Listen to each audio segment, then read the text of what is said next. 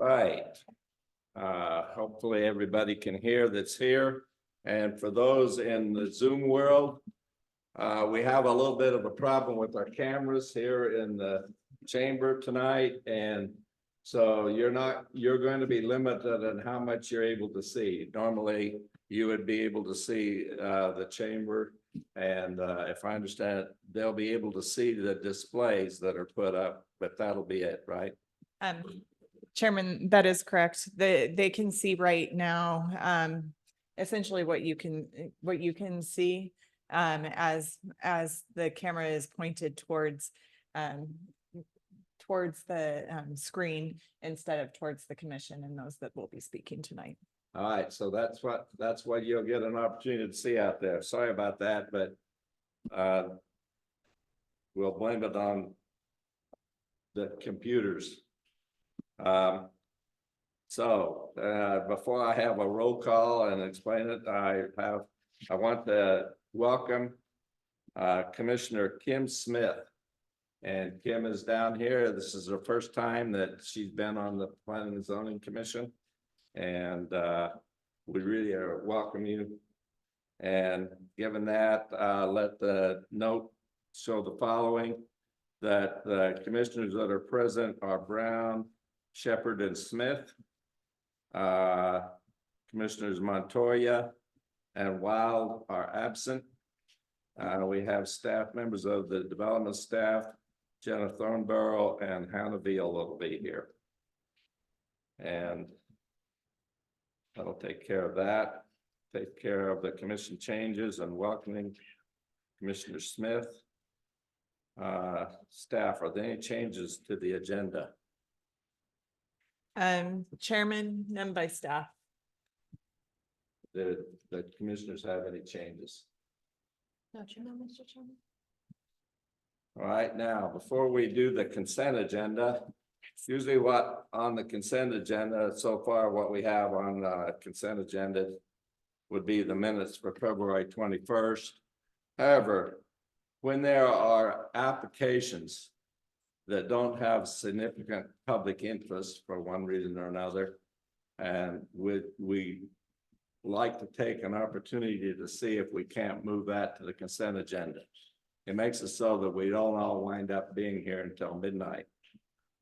So I have a couple of those that I want to see if we can do that too, before we do the consent agenda.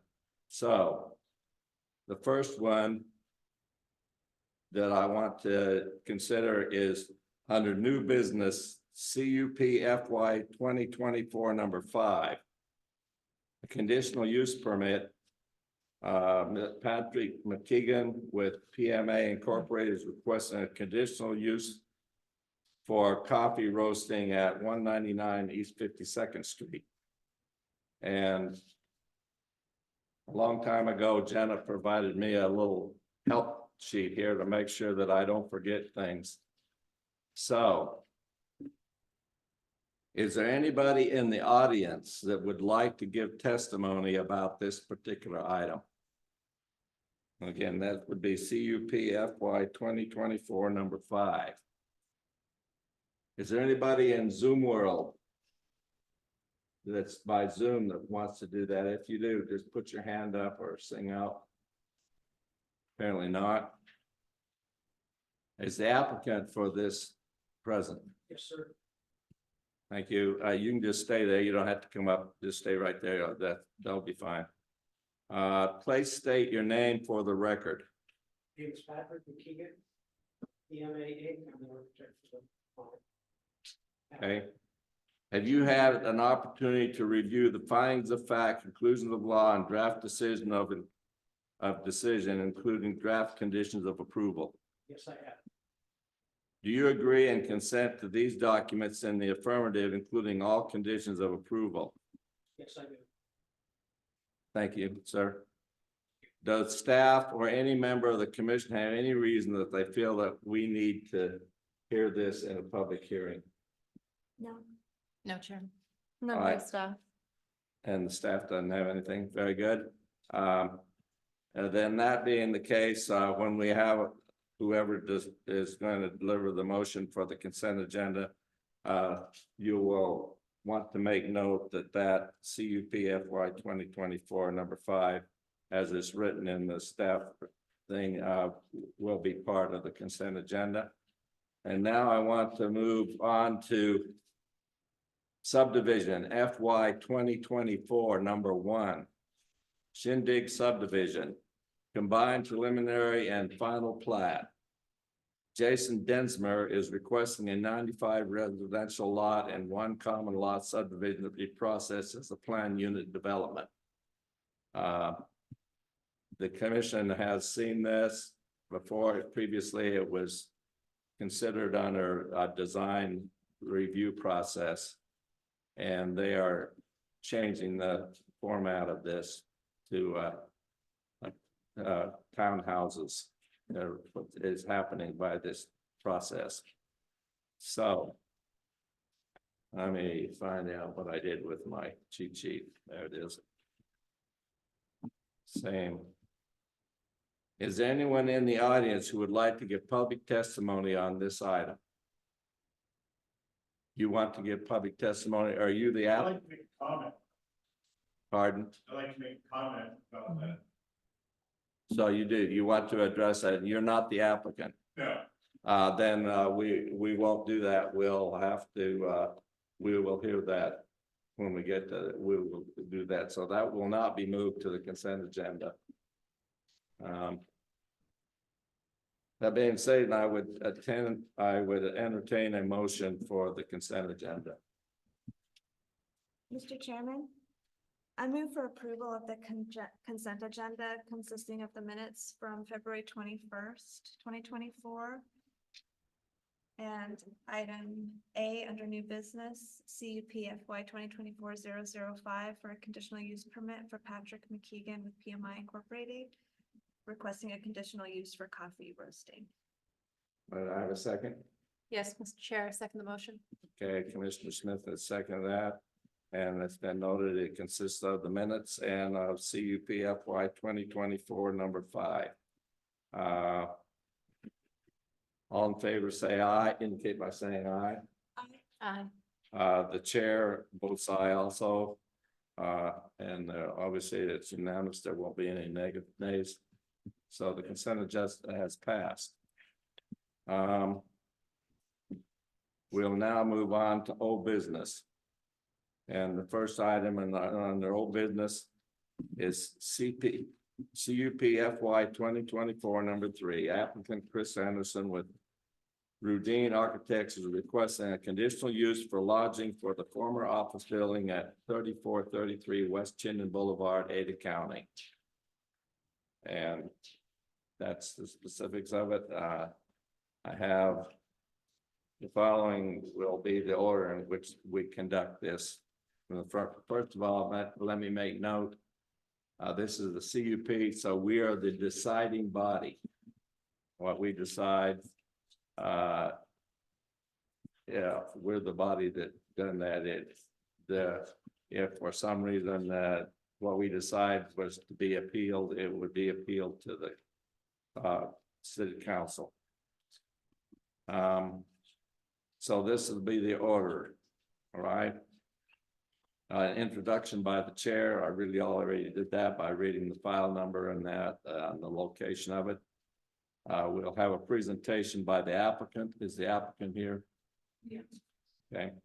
We'll have a presentation by the applicant.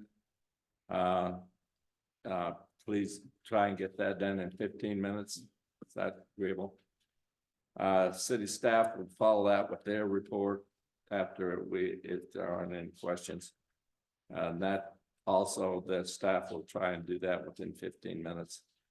Then I will open it up for a public hearing. And anybody that wanted to testify with regard to this particular item would be given an opportunity to do that. I would ask individuals that are doing that, not representing a group of people, to 3 minutes. If there is somebody here with representing a group, then they would be given 15 minutes also. That will be followed by a rebuttal testimony from the applicant. If there is, if they want to have someone who do that. and which they get an opportunity to respond to anything that's new.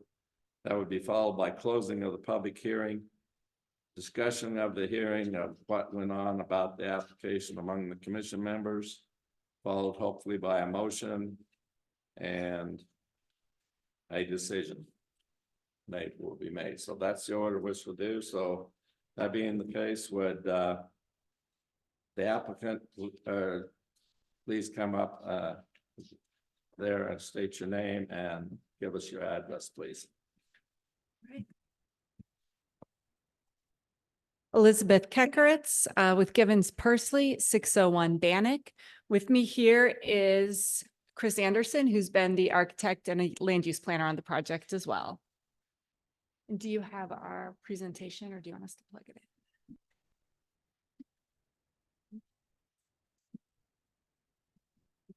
We have it on the zip drive. That's easier. Okay.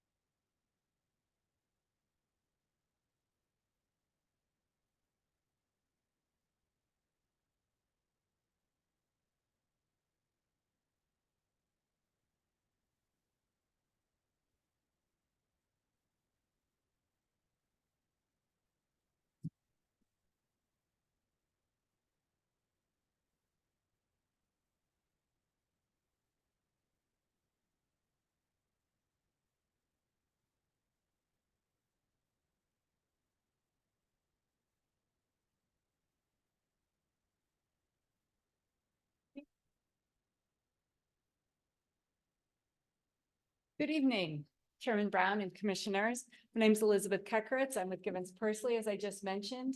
Tonight, we are here for a conditional use permit to allow the addition of 3 ADA accessible units to the formerly Sunliner, recently rebranded Arcadia Motel located on Chinden. With me tonight are also members of the ownership team, which is Elevate Commercial, specifically Dimitri Booker. He'll be able to answer any questions I might not be able to, or Chris might not be able to. Elevate Commercial is really excited to be coming into this community and doing this development. They really specialize in socially responsible developments. They like to go into communities, find some more of the rundown homes, work on things like this hotel, and really just sort of elevate that. It's in their name. It's what they really like to do. And that's what they're really proud of, what they've done to the Sunliner Motel here on Chinden Street. So I want to start by saying thank you to Hannah and Jenna, to the city attorney, to really everyone, the building staff at the city. This has been, for a seemingly small project, this has gotten very complicated. There's been a lot of moving pieces between trying to work with a pre-existing non-conforming use of a very old hotel on this lot and trying to make sure we worked with the building department to get all of the safety egress figured out, working with the planning staff to make sure we're also reaching all of their goals and the code requirements, and then also working with ITD extensively over what they're going to allow along this section of Chinden, what the access is going to look like. So it's been this constantly moving puzzle of pieces trying to get everyone together onto one page. But we think we're there. And with the changes, the most recent changes to the staff report and to the proposed decision, we are in agreement with all of those changes at this point in time. So let's start with orienting to the site. You can see we're here, we're on the south side of Chinden between 35th and 36th Street.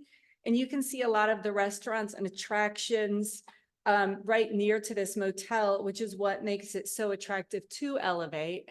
And then if you go on to the next one here, you can really see everything that's going on in Garden City in this area, from the new wine bar right down the street to the brew pubs to being really located right in the Live, Work, Create district.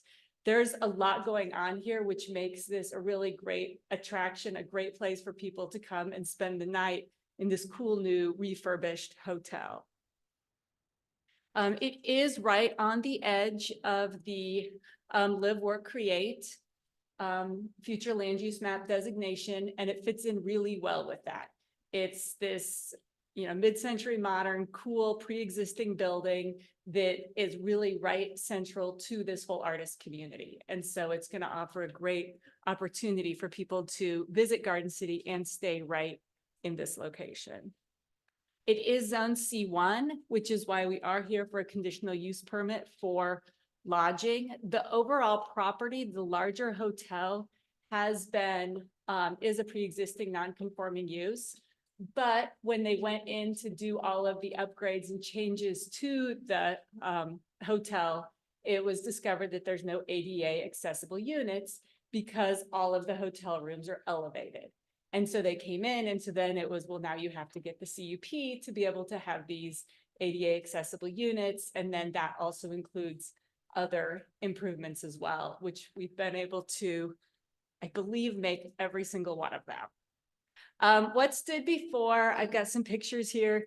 It was the Sunliner motel. There was regular police calls. There was a lot of drug use. It was pretty run down. It really wasn't a place that you would necessarily want to go and spend a lot of time. And so when Elevate took it over, they really took everything down to the studs. Here's some more pictures of how it previously looked. They took everything down to the studs and really refurnished this hotel to make it something that that Garden City could be proud of, that Elevate could be proud of, and that the neighbors could be proud of. So on the site plan, all we're really talking about here is this little yellow area. If you're looking at the development direct on, there are sort of two long elevated floors where there's the parking underneath that are the primary rooms. And at the back of the lot, towards the back of the lot, was the office.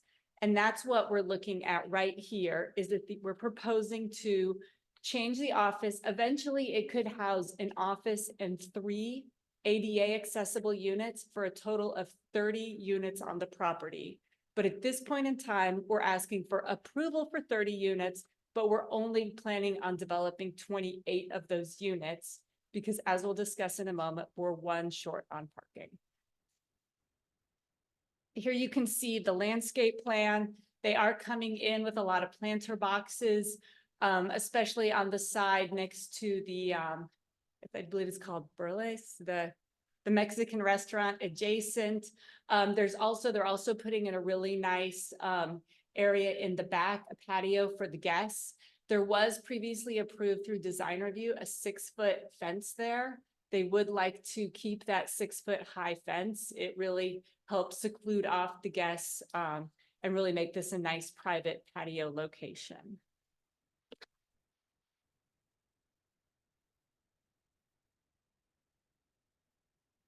So here's the floor plan that we're looking at. The gray area is going to remain the office space.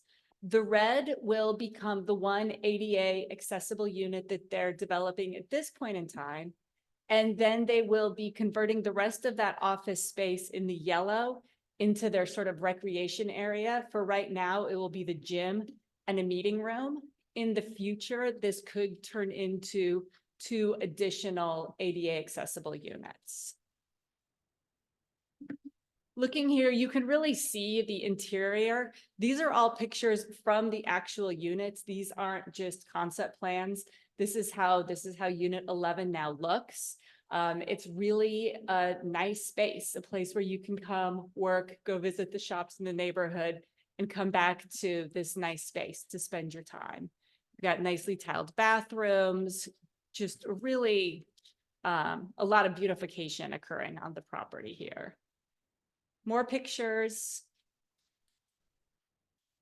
There has been positive feedback and letters of support from the community. This is a letter from Twisted District about how much they're supporting this. There are also letters within your packet from 3 neighbors, I believe, also in support of this development. So we do believe we meet for the ADA accessible units. All of the conditions of approval, the use is appropriate to the location. It's already a hotel. We're just trying to add a couple more hotel places. The neighborhood, it's compatible with other uses in the zone. It's supported by public facilities and services. It's been here for at least probably 70, 80 years. And additionally, we actually expect that the use of services will go down with fewer police calls to the property, which is also does not diminish the health, safety, or welfare of the community. It is a really nice addition here. It is also not in conflict with the comprehensive plan or any other city policies, plans, or ordinances. The one thing that we had recently been talking with the city about is the parking. And per the Garden City Code, there need to be 22 parking spaces on this development. One of the concerns that staff had raised that's in your staff report is that three of the parking spaces are along Stockton, which is in the back, and they backed directly onto Stockton, which despite its appearance as an alley is actually is considered a public street by ACHD. And so that was against code. So in speaking with staff, we've determined that we could just make these reverse in, pull forward out parking spaces, similar to what's right around the Boise Capitol right now. And so that takes care of those safety concerns. However, for 30 units, we need 22 parking spaces, and the max that this site with all the various improvements is able to fit right now is 21 spaces. And that's why we're asking for approval for up to the 30 units. But at this point in time, we're only going to be constructing and getting certificates of occupancy for the first 28 units. And so there is a condition of approval that's been drafted that we agree with, that we will not obtain a C of O for the last 2 units until such time as we are able to provide that 22nd parking space. And so we are in agreement with all of that. And with that, we request approval of the Arcadia CUP, and I will stand for any questions. All right, thank you. So commissioners, have either one of you got any question? Maybe not. I do have a question, Mr. Chairman. I'm curious how, when you talk about there's 21 spaces is all you can fit now, and you want a certificate of occupancy, and correct me if I'm not saying this correctly, but for up to 28 rooms, or for 28 rooms, but up to 30 in the future, when you can have that additional space. But I'm curious, if the space is limited, is there a place that you could have an extra space on there? Or where would that go? Chairman Brown, Commissioner Shepherd, Garden City Code has several different allowances within it. One of them, the most logical or reasonable, is that you can obtain, essentially enter into an agreement with a neighboring property to long-term lease or obtain an easement over one of their spaces. Thank you. And so that is what we'd likely be considering moving forward. Thank you.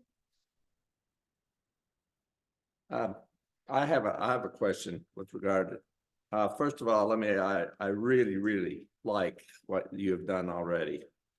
I'm very, very familiar with the location. My second career, for 17 years, I was the manager engineer at the Ada County Highway District. And for lunch, I would most days go for a walk for lunch, and would go by there, and it's really an improvement. That being said, let me get around to asking a question. So you would be in a position to do all 3 of the ADA units if you already had a permission for another site? Or what if we were managed to develop a waiver for that one site with some kind of a condition? Would that enable you to proceed with the other 2 rooms? If we could have a waiver, that would allow us to proceed with the whole development. Thank you. That's the only question I have. And so with that, we'll have the staff give their report. Thank you. And you'll get a chance to come back.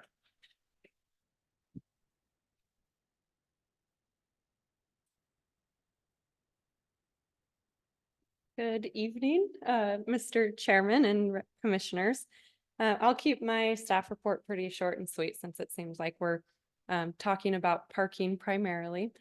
There has been recent discussions with the applicant regarding the 3 parking spaces there adjacent to Stockton. My original staff report had mentioned that those 3 spaces are not code compliant because of the certain clause within code in which parking spaces cannot back out onto a public right of way.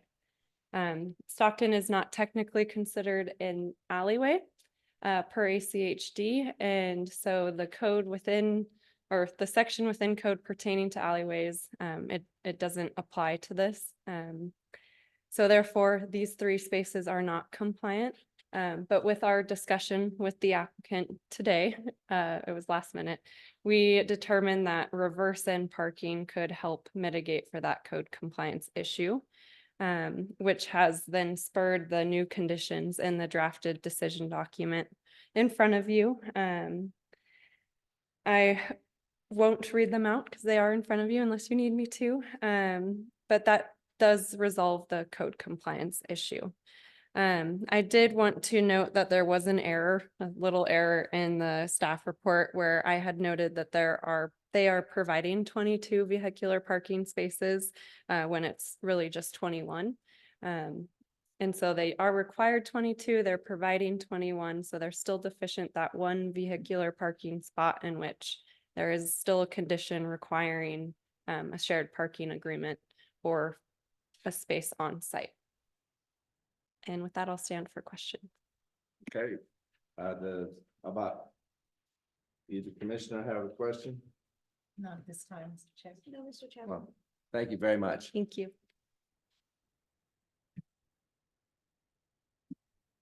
Right. I'm now going to open it up for a public hearing. And let me see if I have some. I do have some people that want to talk about it.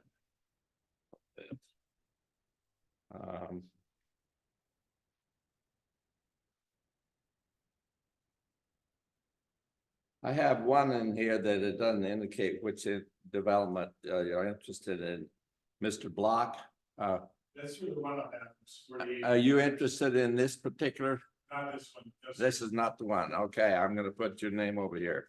Which one are you interested in? The one on that. On Adams. Oh, okay, thank you. I'll put that over there. All right, I have 2 people here for this one. The first person would be Mr. Booker. Okay, Mr. Booker, would you come up here, please? And give your name and address. By the way, this is the open hearing portion of this, public hearing portion. I'm supposed to announce all of that, all right? Thank you. Thank you. My name is Dimitri Booker, 5467 Elgin Avenue, San Diego, California, 92120. Chair Brown and commissioners, thank you for this opportunity. We look at this project as an opportunity and a responsibility also at the same time. We go into communities, predominantly we operate housing across the United States, providing affordable, attainable housing with a social impact mission focused on helping kids improve their lives. With our new venture into hospitality, this is our second project. We're hyper-focused on creating creative space, but also usable space for families. I look at every property that we buy as if my daughters are walking or spending time there. With that said, we are tied into Garden City with our second project. One is on 31st Street called the Art Block. And when we buy properties elevate commercial, we're hands-on, whether we're in town or not. If you guys spend a lot of time in that region, you'll see me walking around. If you go to the Art Block, you'll see that you won't see one piece of dirt, one piece of weed on the property. We're very particular how we operate because I look at it as if this is our house, our community, and we're looking to do the same with Art Block. Or with Arcadia. So thank you for the opportunity. Hopefully we're approved tonight so we can move forward and have something special for the city. Thank you. All right, yeah, hang up there a second. Let's see if anybody wants that. You don't get out necessarily free. We get a chance to ask you questions. Absolutely. Questions? No, we don't have any questions. Thank you. Okay, thank you. All right, the next person that's signed up for this one is Chelsea Santiago.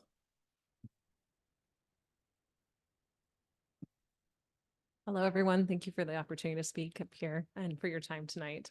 My name is Chelsea Santiago. I've been born and raised in Boise and Garden City all my life. And like you, I have biked by and walked by this property umpteen 100 times. I've picked raspberries and blackberries on the Boise River until I didn't know what was juice or what was blood on my hands anymore because, you know, this place has been very abundant in what has given back to me. And I am really excited about the Arcadia. I think it's really important to recognize that in the West, we don't usually save a lot of our history. And that's something that's being happened right now. So we are this is a hotel that is historical. It comes back from 1958, if I remember. And it's being repurposed. It's getting a second chance at life. And I couldn't be more excited because that's one of the things that I want to see. I've been across the world and got to see this summer, I got to swim in a pool from 1100 AD because somebody took the time to preserve it. It was the Moorish community and then the Roman community and then the Spanish community, and now it's an Airbnb.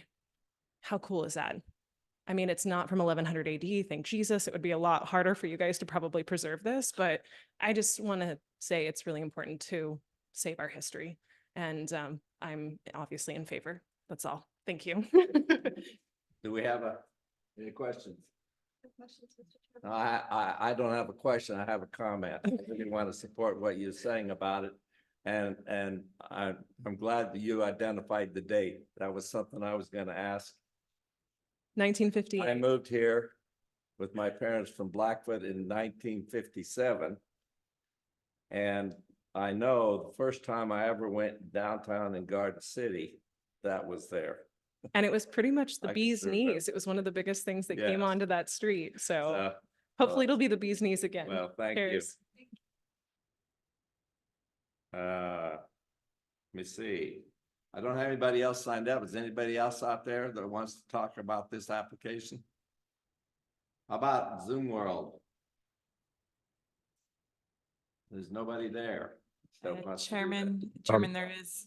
I'm here. somebody- Oh, all right. Hi, Chairman Brown and Commissioners. My name's Tim Lee. I'm one of the partners on the Arcadia project. We're based in California, but we fell in love with this project.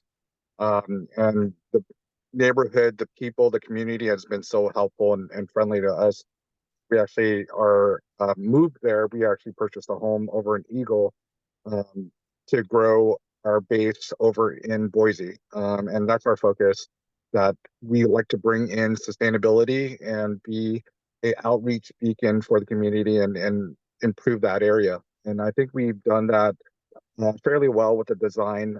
What we came into was the Sunliner, and to be honest, it would have been cheaper for us to demolish the buildings and start brand new. But our focus was to sustain and preserve some of the historic history of the Sunliner in a certain way and pay homage to everything that's happened in that location. We've learned a lot of stories and memories, and people have come up and said, they used to swim in the pool in the back. We've heard of stories like Leonard Skinner wrote a song in one of the rooms on the Sunliner, and that's really cool for us. And we wanted to keep that memory alive and celebrate that while still ushering a new chapter in that location's life. And we were super happy and super excited to be a part of the community.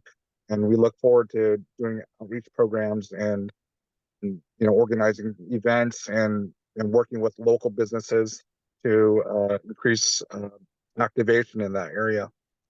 And that's it. All right. Thank you, sir. Do we have any questions? Mr. Chair, I do have a question.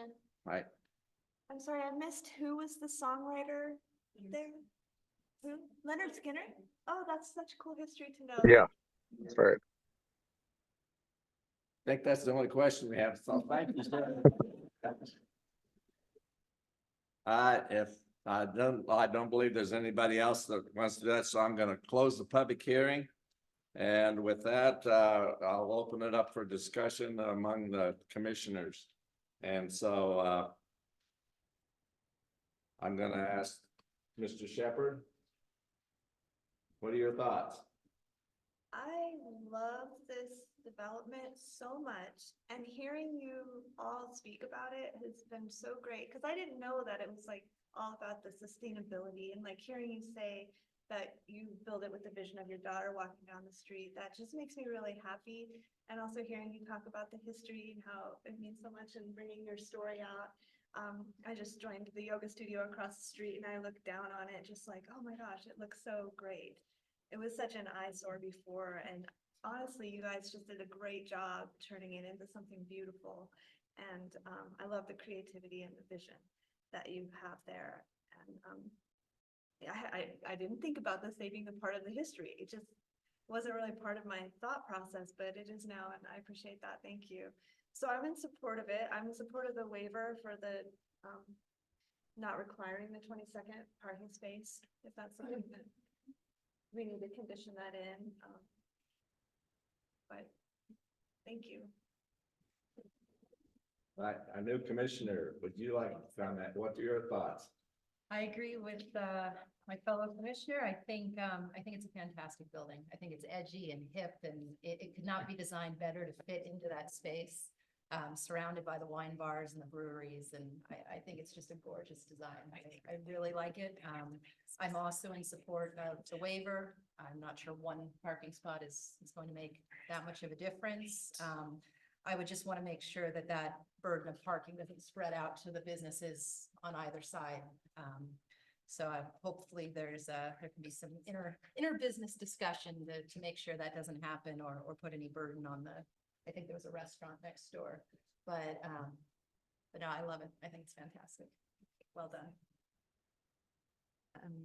All right, Chairman, just Yeah. point of clarification on the waiver. The one way that staff is thinking that a waiver might be able to be achieved is under the parking ordinance. And my phone is slow in pulling up the specific section, but there are specific findings that are required and to be able to reduce the parking. And so on that, staff would either request one of two items, that you go through those conditions tonight so they can be enveloped in the decision document, or staff could bring back the decision document for consent agenda to make sure that we have it correct at the next meeting. But those, that section of code would be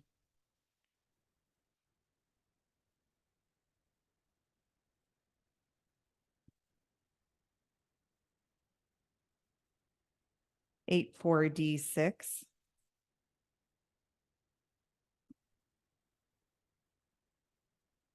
B, and I can pull those up if it would be helpful. Or read them into the oh.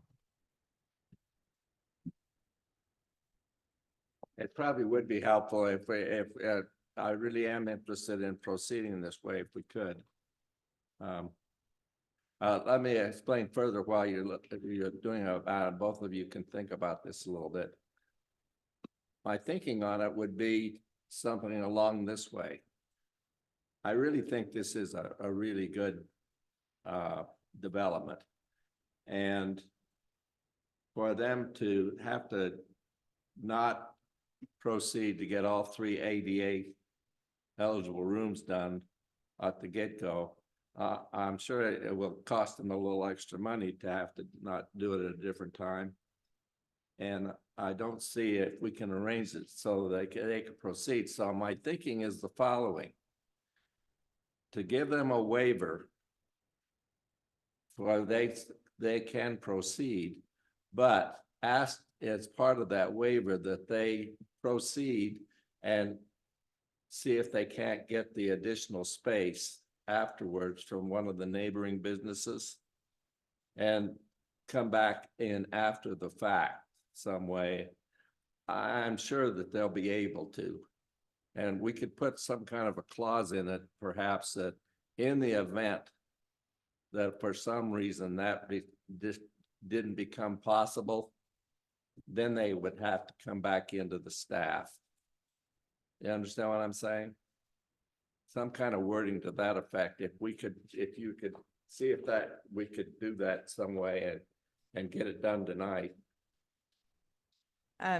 Chairman, my apologies. On page 7 of the draft decision document, condition number 3B would permit that the 28 rooms would be allowed to have occupancy. It would just be the other 2 that would be pending occupancy.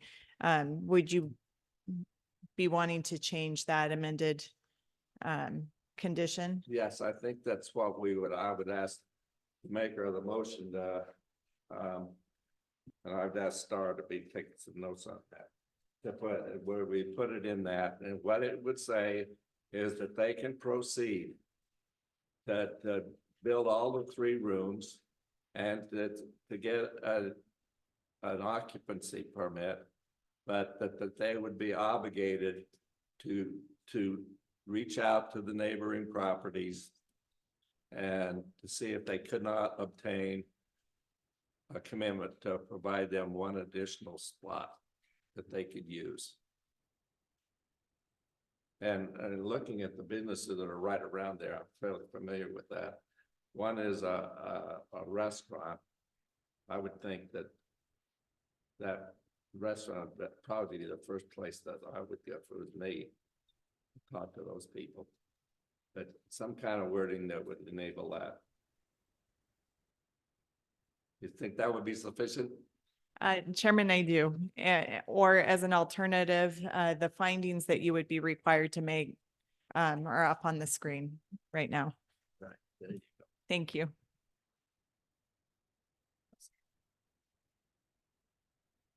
Mr. Chairman, I have a question about that. When you were listing off the language for that motion, would it be obligated to try to obtain or they must obtain?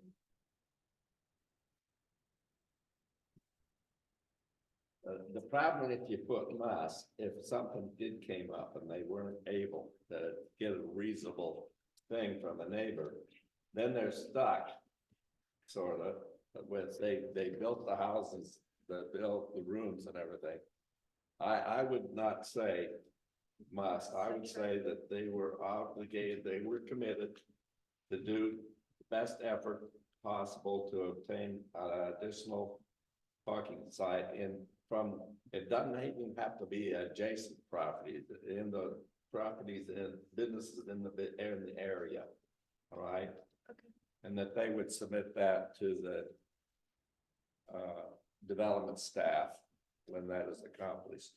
And then Jenna is pointing out, we need to put some wording in there of these are requirements, right?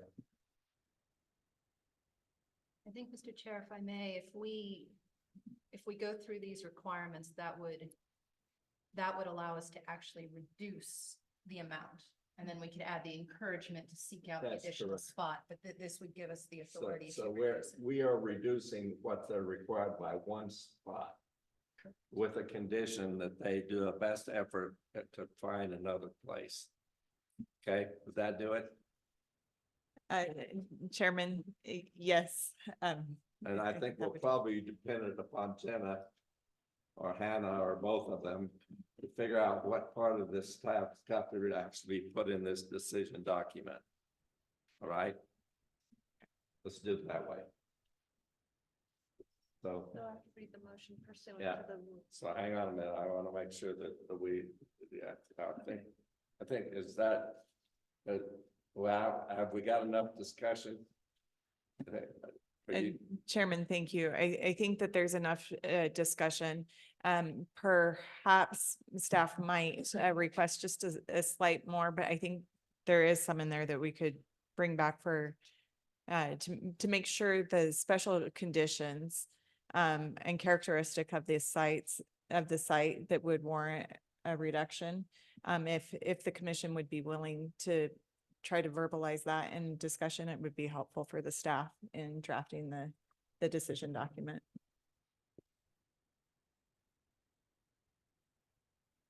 I'm not sure. For example, so that special condition, the finding 1A.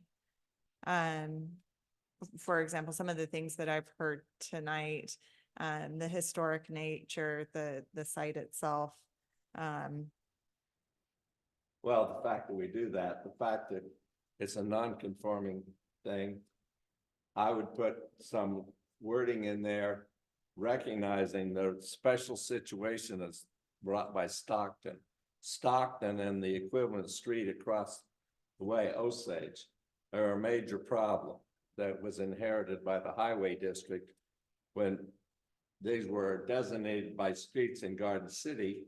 They allowed businesses to have addresses on them, and they had already allowed there are some businesses on both of them where the front door to the business is on that street.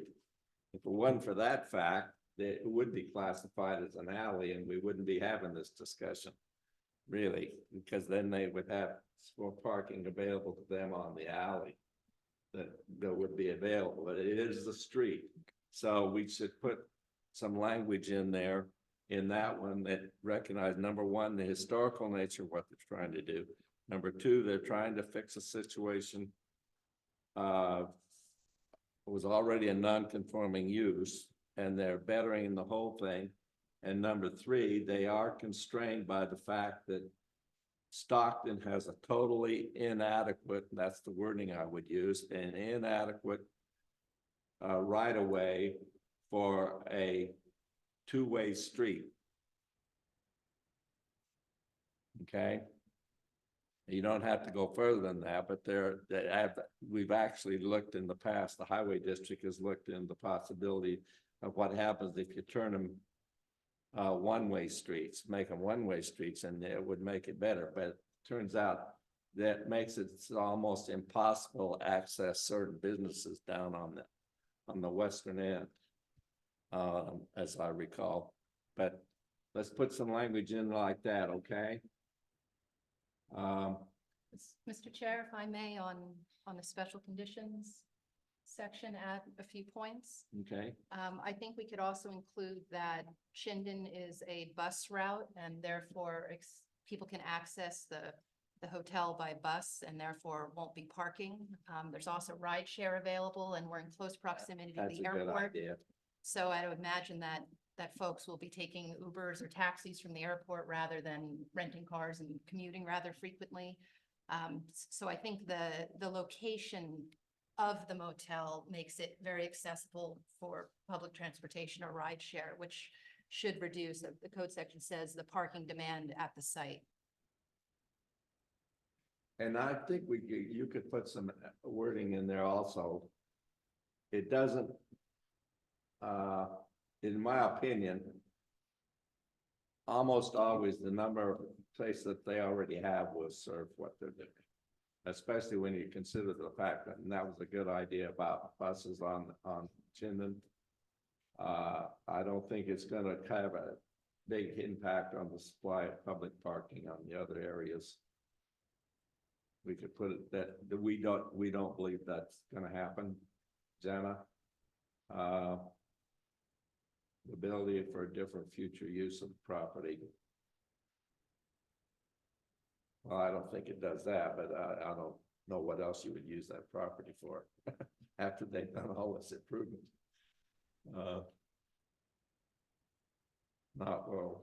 Not create a non-conformity on another property. They will not do that. So number E, you put in there, we know we can make that finding. But that's clear, that's not going to happen. Administration alternative will not create a burden to the city. It's not going to create any kind of, in fact, this thing is going to help the city. All right. That's enough.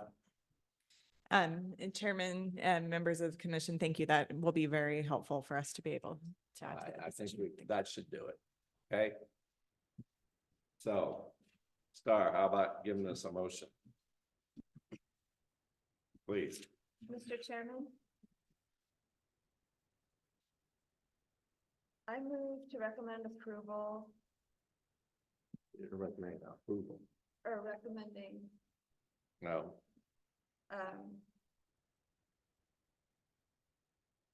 No, this is a CUP. We're the approving people. We're the deciding body. So is it correct to recommend approval? Yeah, we are. Yeah, we are. Okay, We're not recommending. We are approving. moving to approve. Yeah. Okay, thank you. I move to approve.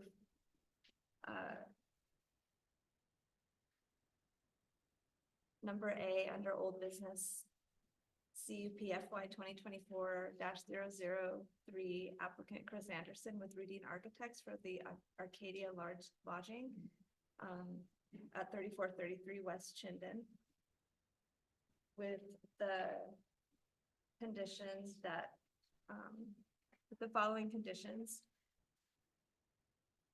On page, I'm not sure if the pages will stay the same, but.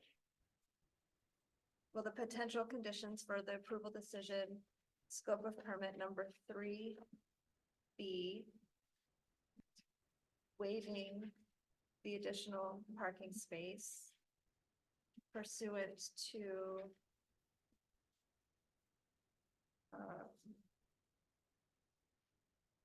The rule, I forgot it, sorry.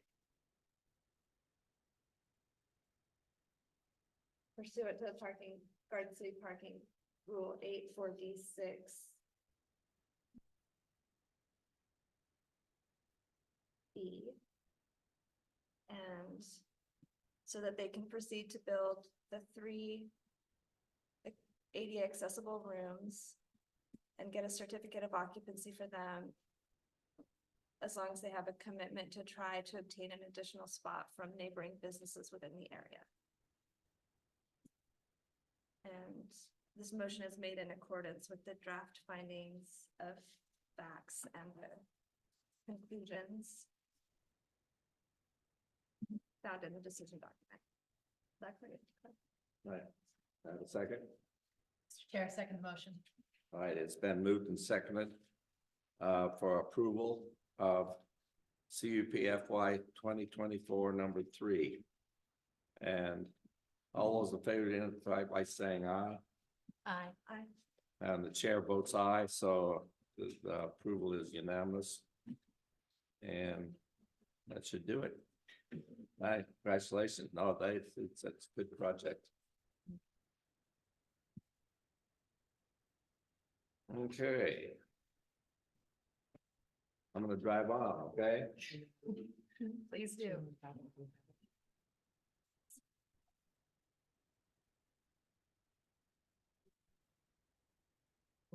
All right, the next item of business. This is also under old business. It's subdivision FY 2022, number 4, Ellie Estates. Combined preliminary final plat processed as a planned unit development. Maria New is requesting a residential subdivision consisting of 14 residential lots and 1 common lot located at 4800 North Adams Street.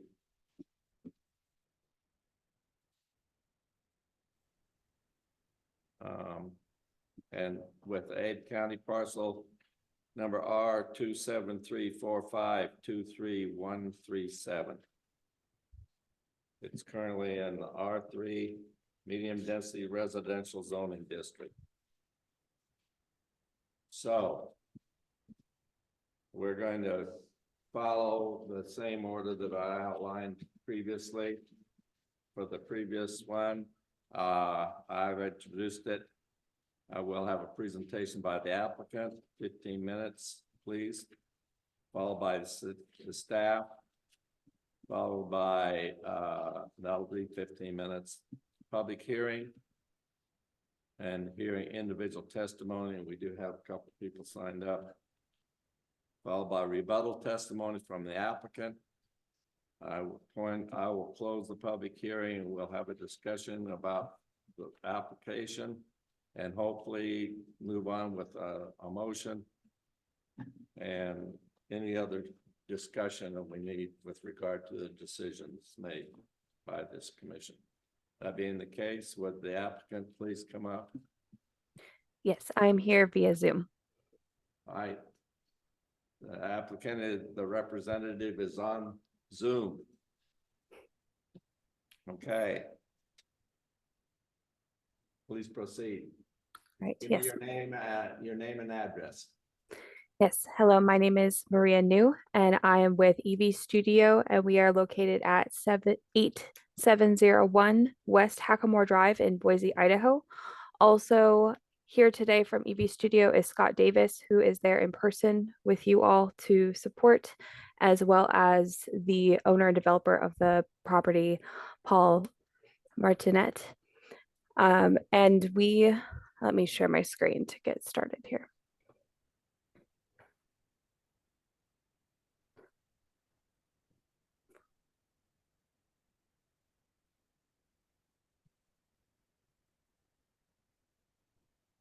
Sorry, I believe that was the wrong.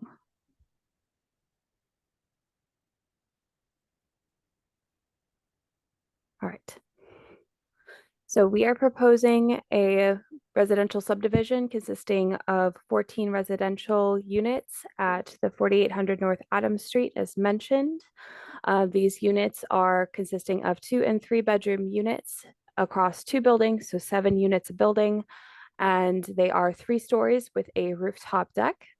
We believe that this project type is consistent with recent developments in Garden City, and we are hoping to continue that trend of urban development in the area. Moving to the site plan for the project. This project is at the corner of Adams Street and East 48th Street. We have one common driveway onto the property.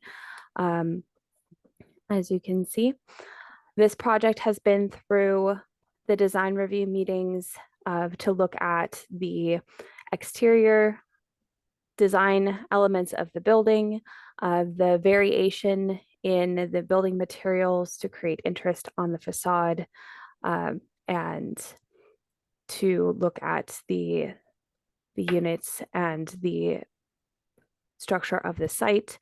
We have a few items today to discuss related to the staff report. One item that I want to pay special attention to is the easement on the northeast side of the property.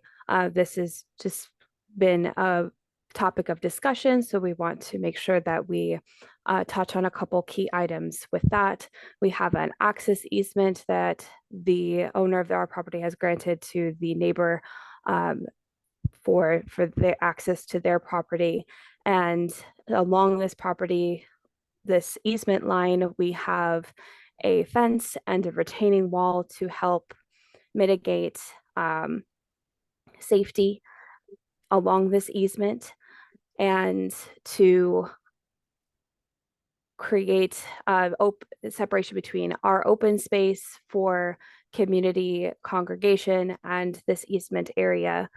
So we have some exhibits to show that that fence line goes the entire length of the property and steps up onto that retaining wall, as we have raised the property about 2 feet to accommodate getting out of the floodplain that is in this area of Garden City. We have on our property as well addressed the open space requirements with 3 separate zones on the property for open grassy areas, which are per code to be 40 foot by 10 foot areas. So we have those 3 zones to meet our open space requirements.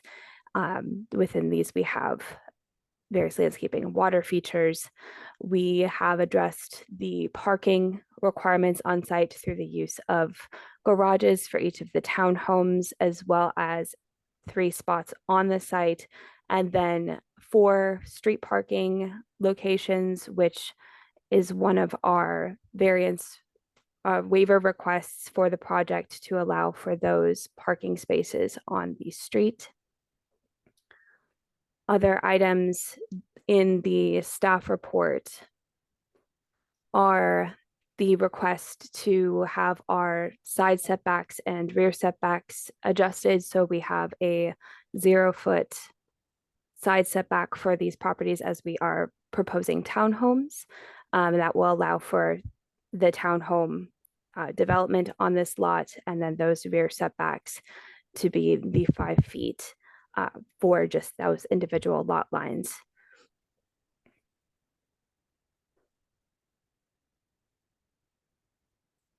There is also a note on the staff report regarding tree removal on the site.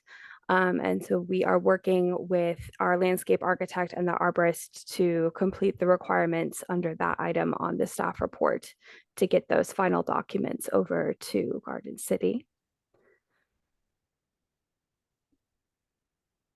And then we also have a PUD application that is has been sent to the city previously, which we believe will address any concerns related to the variety of housing on the site, as we are asking for townhomes, and the city development code references the PUD in this case.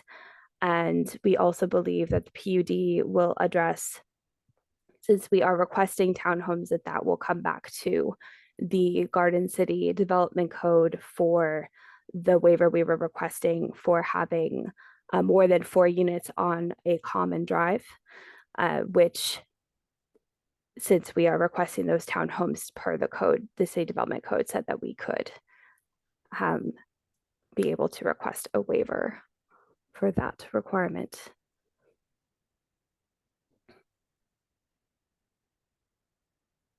And yes, that is the presentation that I have put together today. Okay, thank you. I think we're gonna have some questions here. First of all, the other commissioners, do you have any questions for this applicant? Do you, Mr. Chair? So, Commissioner Smith? thank you, sir. In looking at the open space designs with the 3 areas that you referenced, does that meet the total requirements of open space, or are you still counting the rooftop spaces as open space? The 3 areas that we have referenced meets the total common open space. We have about 2,900 square feet of open space, which is over that 10%, not including the rooftops. Yeah. Okay. Dara, do you have any questions? Yes, I do, Mr. Chairman. I had a question about you're wanting us to allow for street parking, and I didn't hear how many parking spaces you wanted for that. And also, well, I'll let you answer that question first.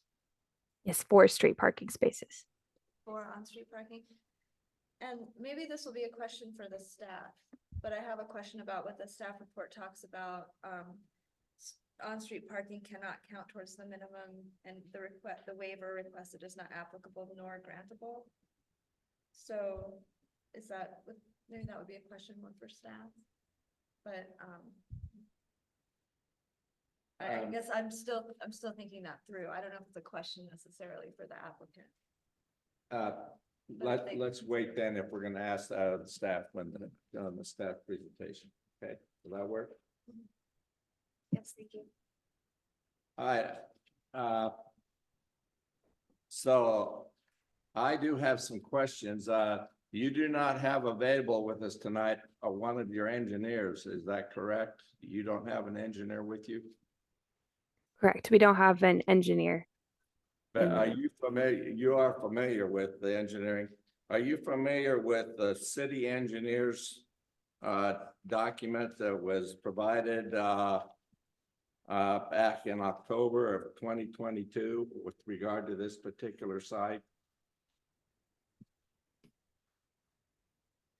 I'm not remembering that at this time.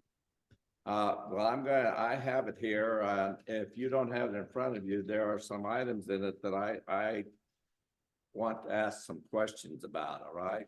Okay.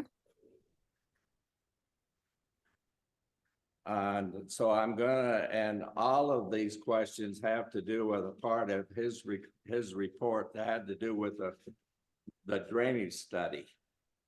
Okay. That was done.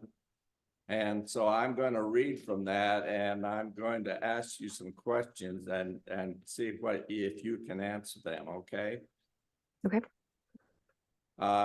He points out that you didn't provide adequate basin map, and he says that it appears to be 2 drainage basins and that you intend to discharge a portion of the water into 48th Street. Is that correct?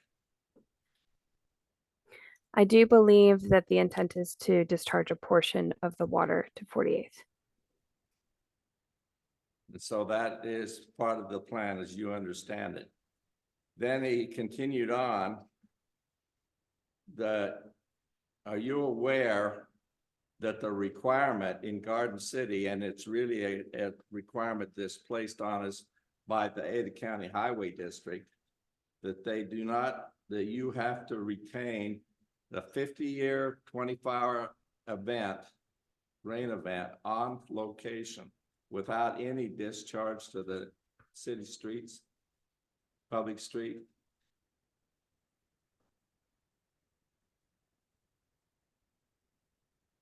Okay, I'm not sure I was aware of that. We that- do have paver areas on site to help with infiltration and retention on site. Okay, understand. So, and I don't know that you're gonna be able to answer the other question. In the drainage study that you submitted, in the preliminary drainage study that was submitted, and this minute, I'll tell you the company that provided that.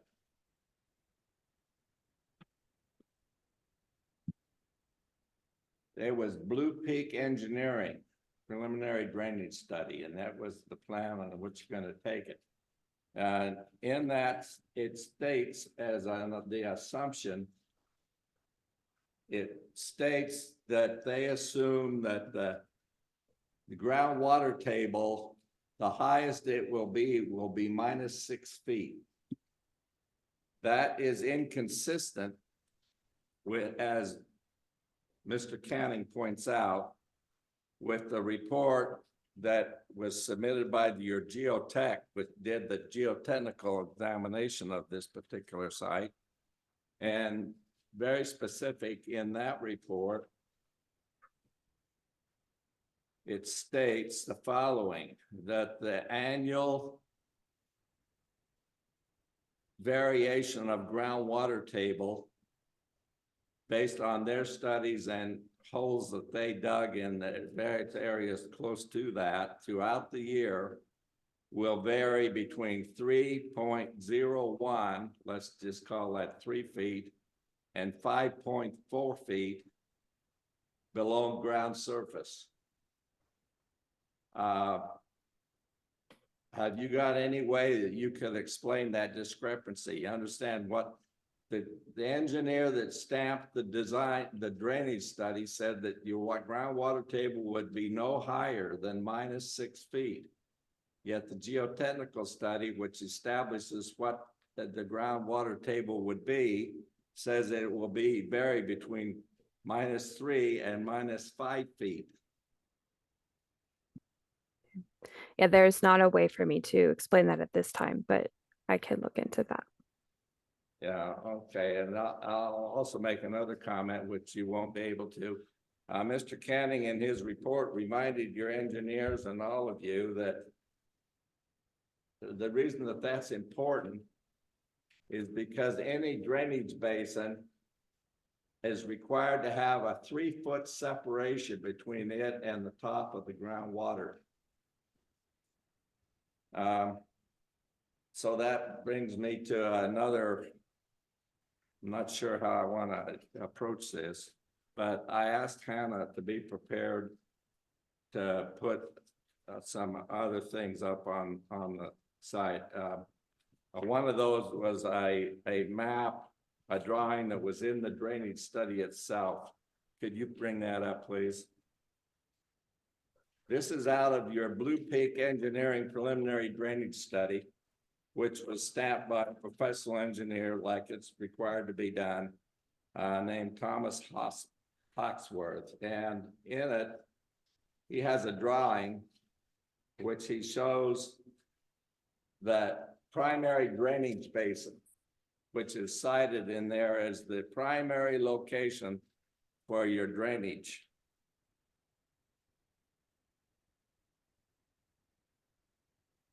Okay. Is that something we're sharing on the screen? I'm sorry, I don't see it. Now, just a moment there. That one that's up there, we're gonna want to come back to that at some point. Maria, can you stop sharing your screen, please? Yes. Thank you.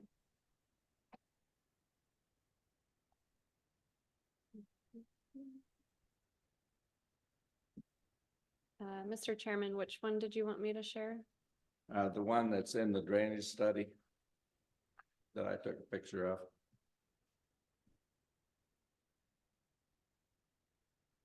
It's right after, there you just went by it.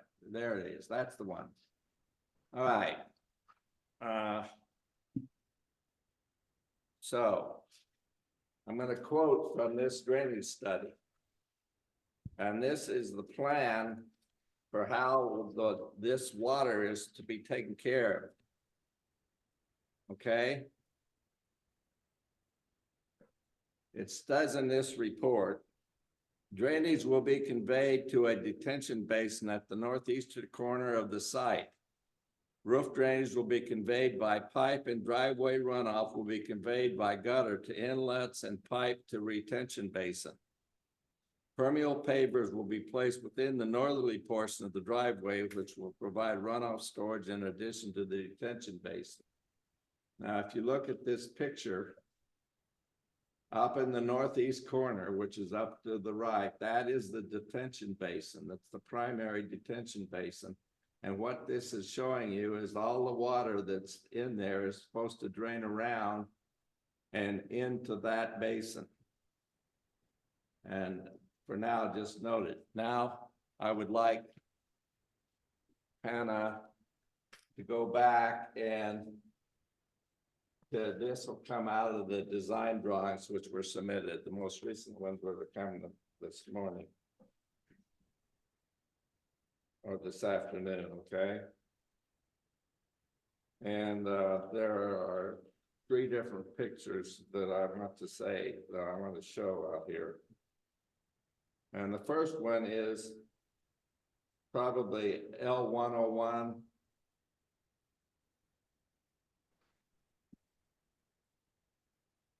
All right, but I don't know if we can, how we can move that. Can we move it so we can see what's under it? Yeah, it's being slow right now. It's catching up. All right, there, that one's good. Now, this is number L101, and this is the amenity space. And in the right-hand corner where you show this landscaping and lawn and pavers and 3 trees and a bunch of bushes, you will note this is the same space which in your drainage study shows is to be a drainage basin. So my question is, and we don't need to get the others. There are three other drawings in which this same space is marked as part of the common space. It's counted as part of your common space or your common open space. It's the same space that on another drawing has a note number 8, showing that that's a drainage basin. So my question is, how is it possible to build something to make what you're showing there on this permeable with this amendment space, which is going to be part of your common open space, having lawn, etc., and to have that function as a drainage basin. How is that going to work? I believe that this is something, and I'm sorry, I can't turn my video back on. Looks like that got turned off by the host, but for the drainage basin, I believe that is something that I will need to dig into further with our engineering team. Since it has been a couple years since the drainage study was done, I need to get some clarification on that with them. All right, I think that's all the questions I have for you at this current time, right? So at this point, then I would like the staff to give their briefing.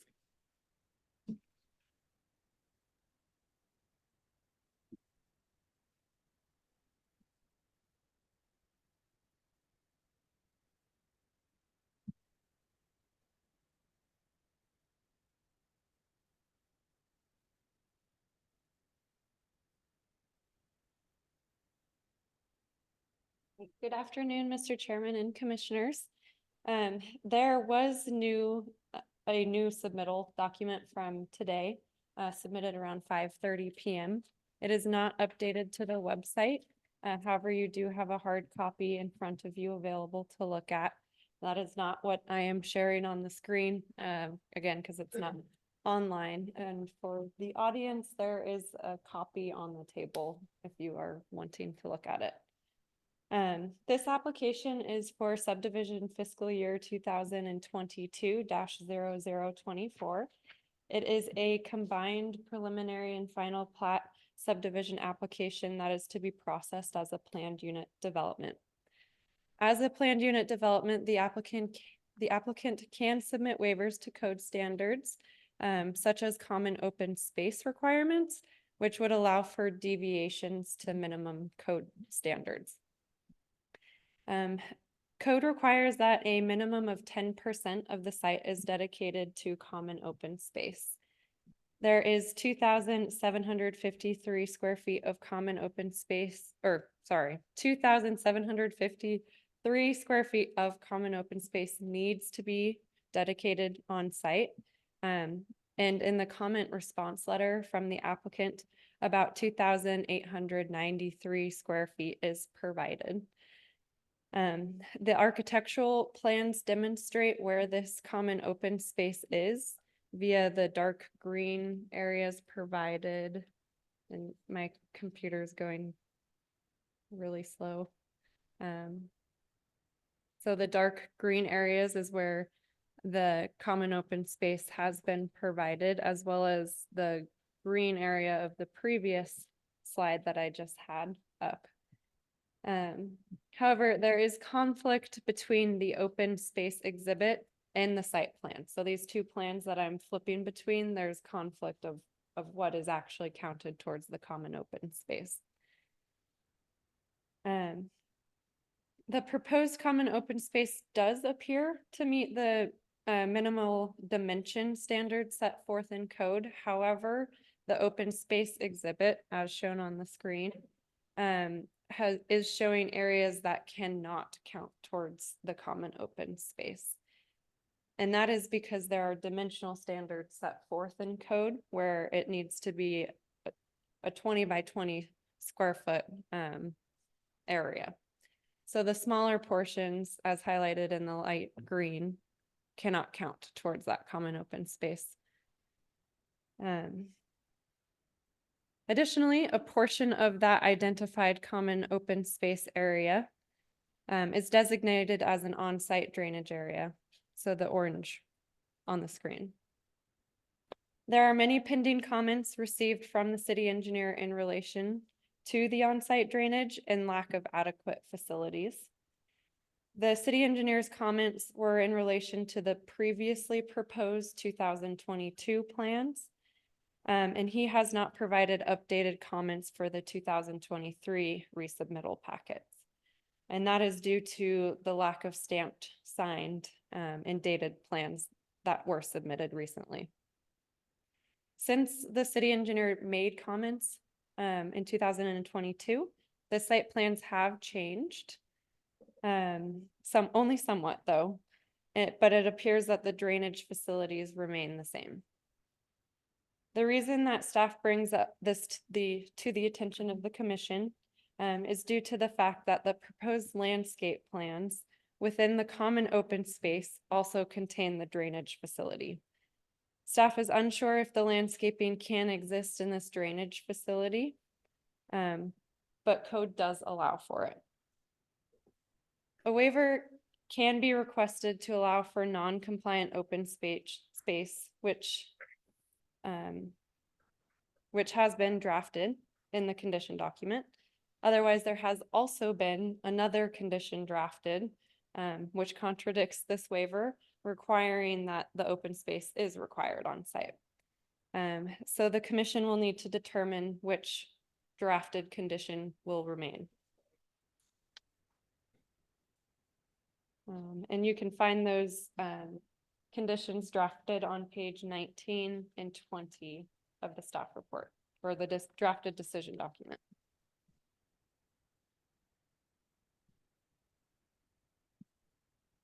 An additional condition is in relation to the stormwater. So there's a lot of conversation between open space, landscaping, and stormwater. So there is a condition drafted in that decision document requiring that all stormwater facilities meet Garden City code in all capacities. Additionally, the city engineer will be required to provide comment at a later date, and the applicant will need to essentially propose a code compliant, policy compliant application in regards to the stormwater. But that might require that the site is completely redesigned, in which case it would need to go back through the public hearing process. Additionally, the staff report mentions that some of the common open space identified on the site plans is actually within the individual lots of the subdivision, which is not compliant with code. Code requires that all common areas within the subdivision area are either within a common lot or have a common maintenance agreement. While there was a final plat submitted with this packet, there were not CC&Rs drafted at least and submitted to ensure that this maintenance agreement was in place. So there are conditions requiring that this occurs. There are also conditions regarding a contract, so the CC&Rs, establishing that a party or the parties, so an HOA, are responsible for maintaining those required landscape areas and all common lots. Moving on from that discussion, a section of the planned unit development code requires that in any development that which proposes 10 or more dwelling units shall provide a variety of housing types. The proposed variety shall include attached units such as townhomes and duplexes, detached units like patio homes, and single family and multifamily units, provided that the overall density limit of that district is maintained.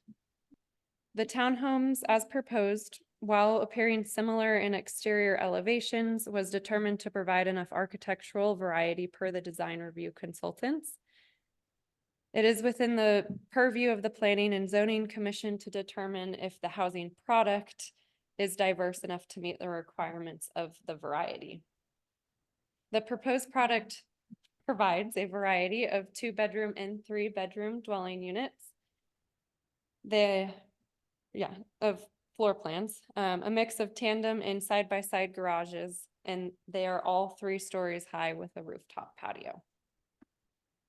The Planning and Zoning Commission will need to make their approval or denial recommendation based off of how well the proposal meets the variety of housing that the community needs. And as for a note, the reason for the delay of this application, as you might have noticed, it's a 2022 subdivision proposal, and we're hearing it in 24 is partially due to the access easement between the adjacent neighbor at 4810 North Adams Street and the adjacent in this subject property for L Estates. There has been an ongoing discussion throughout the years between the applicant and the adjacent property owner regarding this access easement. It appears that there has at least been some kind of agreement between that adjacent property owner and this subdivision. As the original plan submitted in 2022 showed construction over that easement, the new 2023 plans show no construction. There is a condition in the decision document requiring that no construction happens over this easement. And that, I believe, is the only condition regarding it. But it appears that there is an agreement between that adjacent property owner and this property. As far as parking compliance goes, I know this was brought up previously. There has been a change in parking code since the 2022 submittals and the 2023 submittals. Previous parking was not compliant with code, therefore there was a proposal for an on-street parking space, which was allowed at the time. However, new parking code, which is applicable to this application currently, it does not allow for on-street parking to count towards that on-site parking requirement. However, with all of that discussion, I did look at the parking provided on site, and based off of the new parking code and all of these dwelling units providing more than one bedroom, the subdivision only is required to provide 14 enclosed vehicular parking spaces, which they're providing either by tandem garage or like a side-by-side garage, while they're providing 28 enclosed parking spaces when only 14 is required. However, code in saying that, code is requiring that the additional 14 vehicle parking spaces that aren't enclosed be surface parking. So essentially the applicant is parking both of their required parking spaces inside the garage. I kind of botched that, but the residential parking is compliant, all within the enclosed garage, whether it's tandem or side by side. And then as far as the guest parking spaces, the site requires 5 and they are providing 6. So there's no need for a waiver and there's no need for on-site or off-site on-street parking, based off of what I reviewed. So that waiver that was originally drafted as part of the 2022 documents is no longer necessary. And then as far as today's recommendation goes, staff has attempted to draft the findings in the decision document in both the affirmative and in the denial. But the commission can either edit, delete, add to, etc., keep the wording of those findings and of those conditions if they see fit. But the Planning and Zoning Commission is a recommending body to City Council. So tonight you may recommend that the application is approved. You can recommend that it is denied. You can recommend it approved with conditions as drafted or amended, or you can request that additional materials are provided.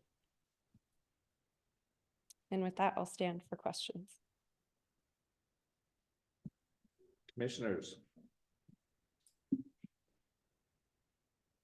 Your question. Mr. Chairman, I have a question and it has to do with the drainage. I'm not an engineer and I don't know exactly how all of this works, but did I understand correctly that because it's a PUD, there can be a waiver for the open space requirements? And now there's 2,800 square feet or 2,893 provided, but some of those can't count because they're on smaller portions and individual lots. But because the PUD would allow as, would allow them to have less parking, like we could do a waiver, not parking, open space. Yeah, we could Chairman, Commissioner Shepherd, yes, you can allow for a waiver to the common open space standards. If you want to get as detailed as allowing for like that variance or the waiver to the dimensional standards, you can. That way we could count the smaller areas of open space provided to count towards that requirement. Or you could be more general. You could say just the requirements of the common open space. I would suggest getting more detailed that way. Not all of the code is waived for common open space. And, so we could conceivably recommend that it can go forward to the city council, keeping the drainage, which I don't know that as long as the city engineer says it's okay, because that's conditioned in the thing, right? In the decision document, but, we could allow the smaller portions and to count as open space, and you're saying it'd be better if we put more details in there to include those. But those wouldn't be part of the CCRs, right? Because that's like individual lots. So, or would it be? I guess it would be, because individual lots still have to be maintained according to the CCRs. Is that correct? Yes, Commissioner Shepherd. So we have the section of code that requires common open spaces to be within common lots or with a common open space easement or with that maintenance agreement. So the CCNRs would act as that maintenance agreement, which would say, you know, this is common open space, even though it's on your own property, the HOA is responsible for owning and maintaining this landscaping, which cannot be altered. So there is a condition requiring that. Thank you. Mr. Smith. Thank you, Mr. Chair. I just have a follow-up question from what Commissioner Shepherd was asking about. It seems like this square of open space that may or may not also be the drainage basin seems to be the largest patch, I guess is the right word, patch of open space. It seems like if that were not to be open space and that were to be drainage, that would cut the open space about in half. Am I adding correctly? Yes, Commissioner Smith. So we do have in code that drainage areas, so whether it's a swale or, I don't know, a rock slump, that can count towards common open space so long as it is landscaped. So they're all kind of intertwined. If this drainage facility doesn't allow for landscaping, then it's creating a landscaping compliance issue as well as that common open space compliance issue because it's no longer landscaped. And common open space needs to be landscaped. I see. So are we talking like river rock that water flows under? Is that, that's what I have in my head. Is that? Yes, I mean, it does allow for like the river rock kind of drainage facility. It needs to be, if that is the case, it needs to be designed as an amenity kind of landscape feature, as well as acting as that drainage per code. Thank you. Mm-hmm. Do you have any other question? No, Mr. Chair, thank you. I have a question here. Refresh, please. Hannah.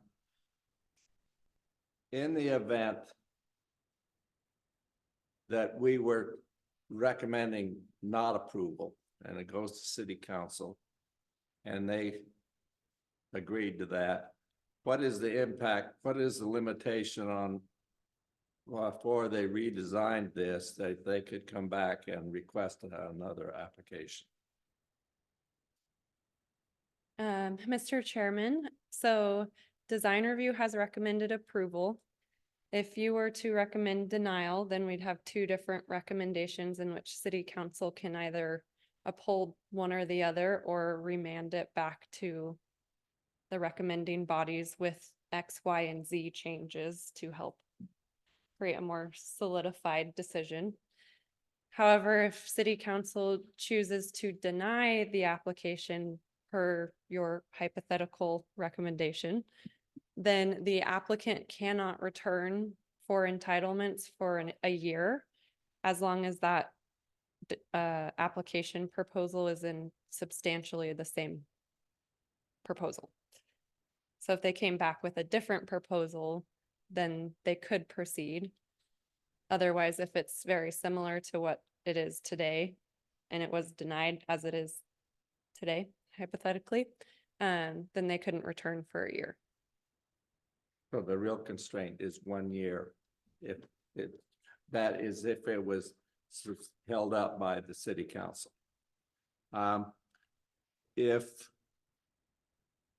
Next question, let's go back to this common space, common area. I'm a little bit concerned. If in order to meet this, some of these small areas that you pointed out wouldn't count. The problem there is they are actually within the lots owned by the individual owners by the current plan. Is that correct?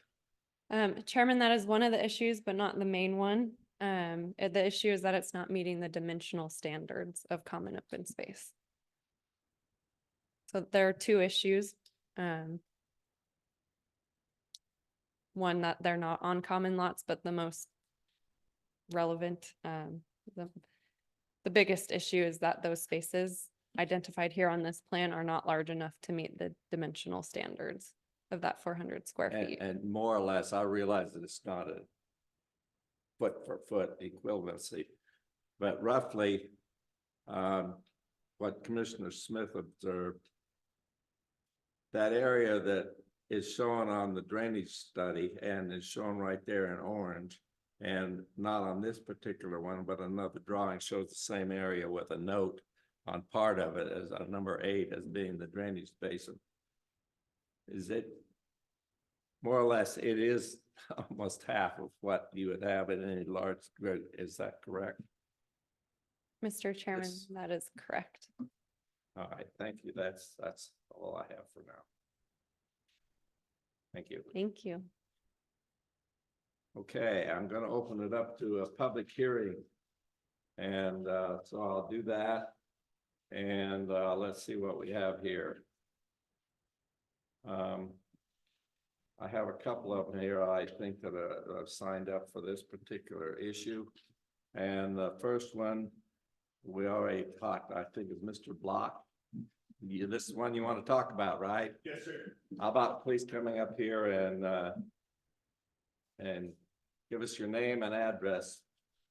Hello, everyone. My name's Dustin Block. I live at 3784 Lancer Way, Boise, Idaho, 83713. I'm the other property owner, not the one with the easement, the one just to the north.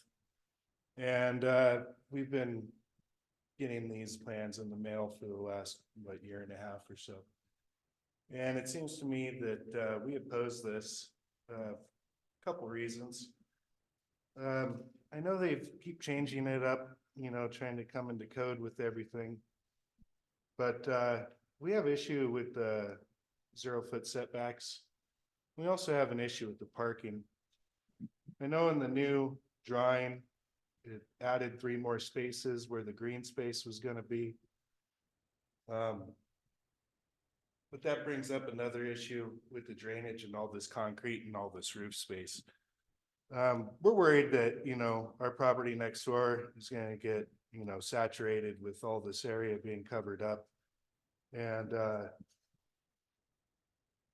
we just basically oppose it. And from the get-go, we just feel that there's too many units on this smaller property. And they've done everything they could to try to squeeze as many as they can and still be in compliance, but it doesn't look like they're going to get there. So that's just basically where we're at. I've been my family's owned property here in Garden City for 40 years. And we've tried to get setbacks, you know, changed and everything like that. We've had a couple mobiles burned down. They were 9-foot wide mobiles. Those mobiles are no longer made. So all we can do is put a 10-footer in there. And instead of even going to 0-foot setbacks, we're trying to get a waiver for just 1 foot. And we haven't been able to get that. So, you know, going to 0-foot setbacks seems like a little much, especially as a neighbor. That's about all I have to say. You guys have any questions? Yeah, any question, commissioners? No questions, thank you. No, I think that'll be, thank you very much. Okay, thank you. Mr. Brown.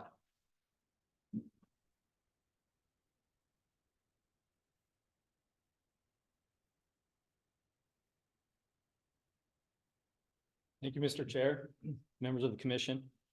My name is Landon Brown. I'm an attorney from with Hawley Troxel.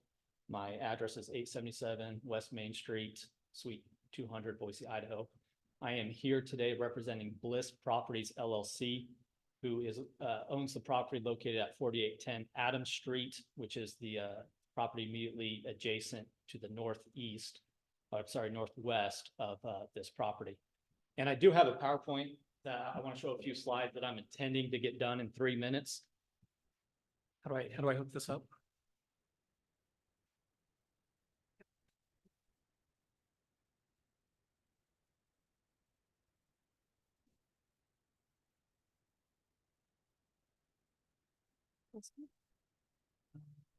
Either one, let's try. Not now. Let's try these others.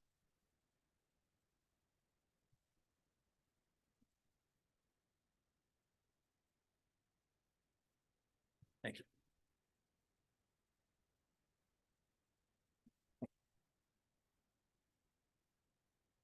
My client owns an access easement that is located on the property that is being developed. I guess I need to start the slideshow. 1 second. My client owns the property that you see here in the yellow rectangle. The red rectangle is the access easement that is located on applicant's property.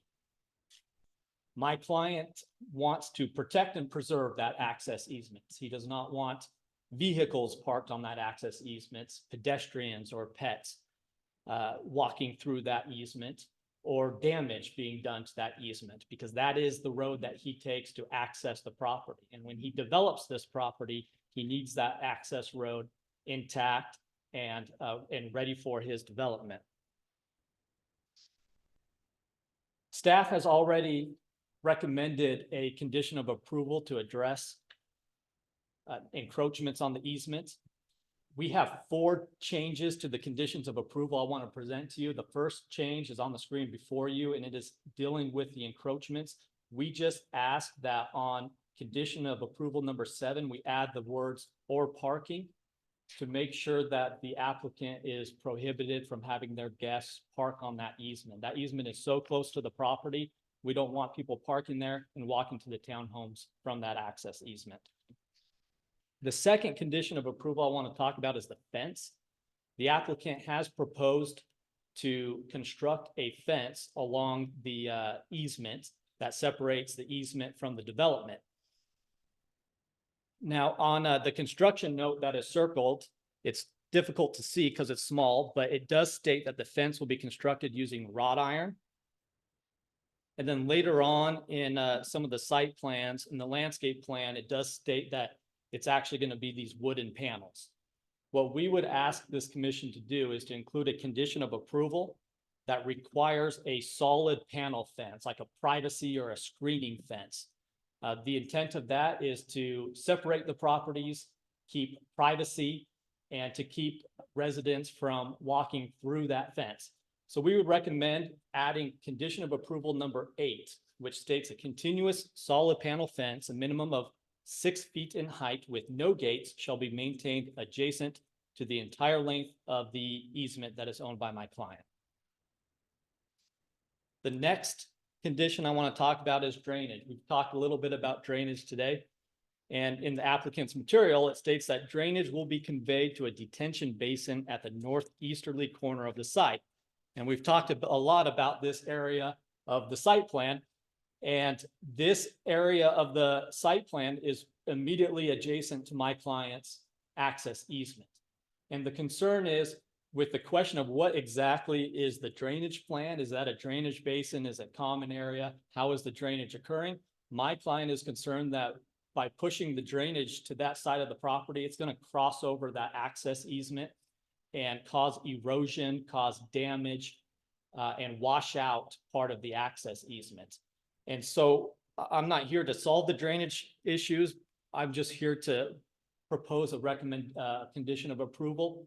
And so we would propose as condition of approval number 9, simply stating that drainage shall be prevented from entering onto the access easement that is owned by my client. Lastly, I want to talk about utility easements. My client believes that there are some underground utility easements that go from his property to 48th Street, whether they might be sewer pipes or water pipes or something else. And if there's a building on there and a pipe breaks, it's difficult to get in there and repair that pipe.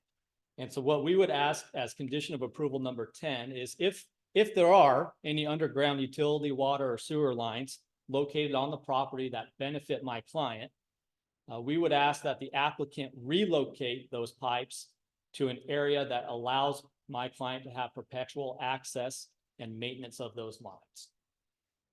And so those are the 4 conditions of approval that we recommend, and hopefully I kept my time under 3 minutes. I will stand if the commission has any questions for me. Commissioner, do you have any questions?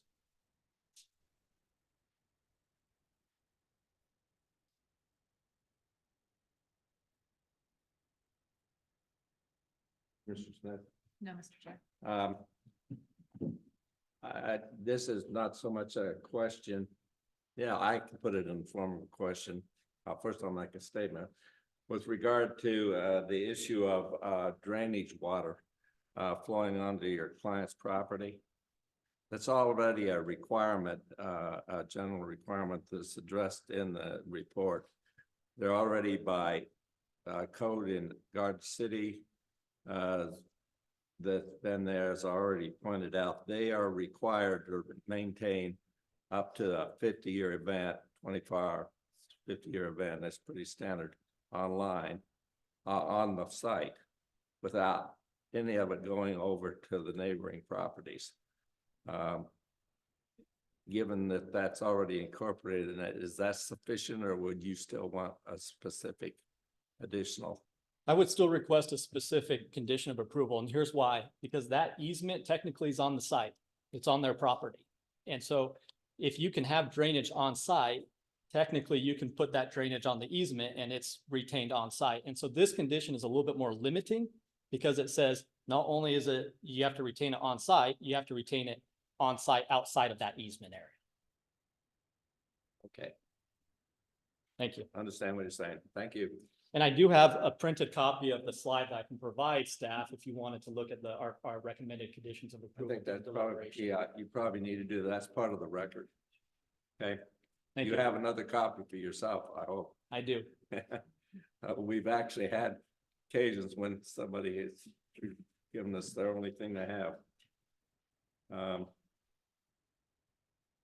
Right. Is there anybody else that wants to, that's the only one that signed up. Anybody else here wants to talk about this application? How about Zoom World? Anybody in Zoom World?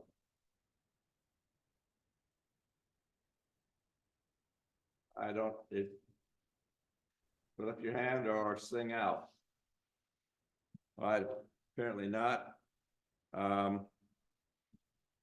So at this point, it's time for a rebuttal testimony from the applicant. There have been several issues that raised, most notably by the last gentleman plus what's gone.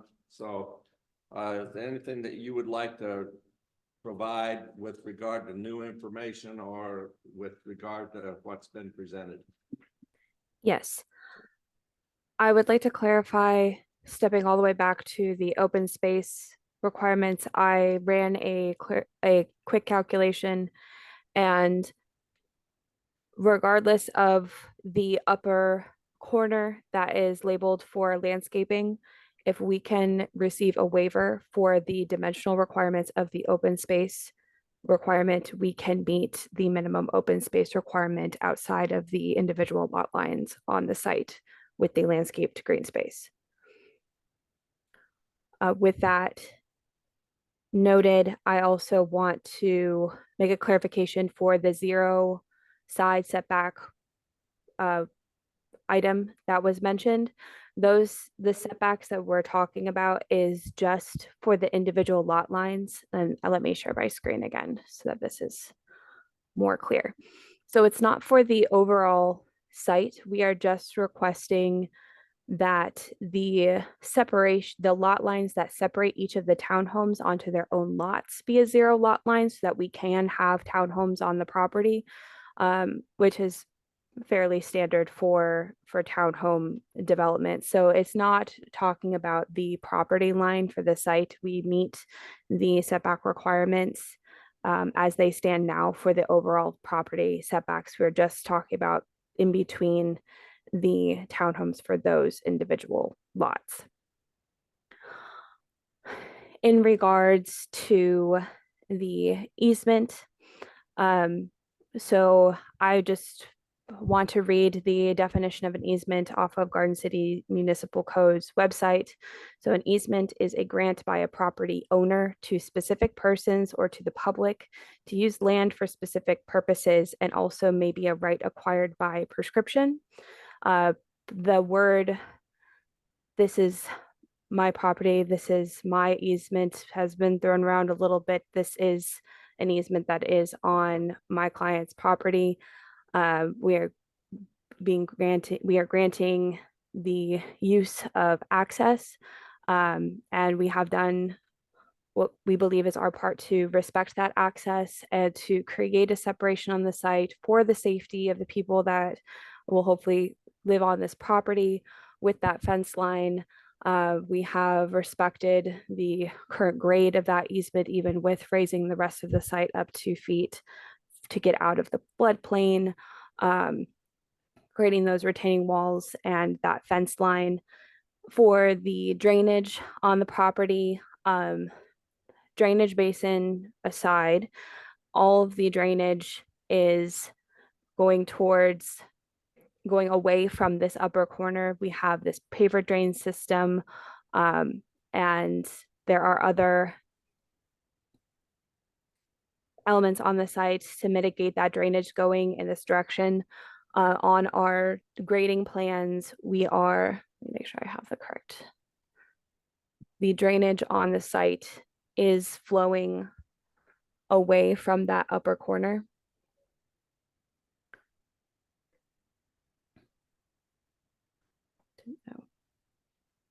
We are flowing drainage away from that upper corner. We know that there is grading in this upper corner that is towards that easement, and that is just a result of raising the property up 2 feet and not continuing the retaining walls to meet in this corner, because that's an unnecessary expense per the requirements or per the design of the project. We're able to mitigate drainage in that area without having to change all of that grading and connect those retaining walls in that section.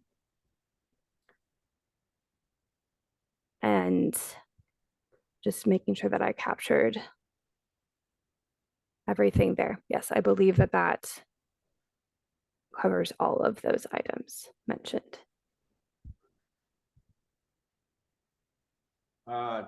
It's not, commissioners, would you have any further questions for the applicant? Mr. Chair, just one regarding the comment about adding together the kind of scrappy bits of green. What are we talking about? Are we talking about the grass in between the stairs of the units? Is that what's getting added together? Yes, that was what I was calculating. We have these larger landscape areas and then what is in between the stairs outside of the lot lines for the individual units. And is that on both sides? So it'd be in between on both the 48th Street side and then also that easement side as well? The calculation that I run was actually just coming along the 48th and Adams Street here. So it's these larger sections Okay. across the front. I did not include these little ones here. So with this area outside of the lot lines, moving across the front of the property, and then this section back here, we can meet it. And I will look into this drainage area and green space back here to verify what's going on there and if we can count that. I am remembering that we had worked through some of those details to accommodate both drainage basin and landscape, but I need to verify that information. But we can meet it without that area if needed. Thank you. Yeah. Questions, Mr. Chairman? I want, unfortunately, I want to, this Commissioner Brown. I want you to pull up the drawing that you just showed in the grading plan.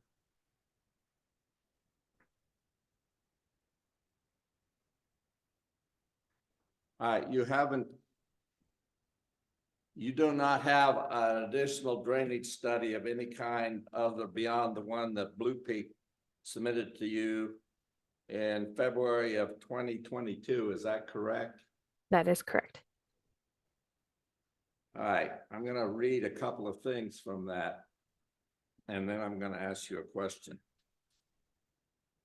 And that is the only drainage plan that the city engineer has been able to look at also.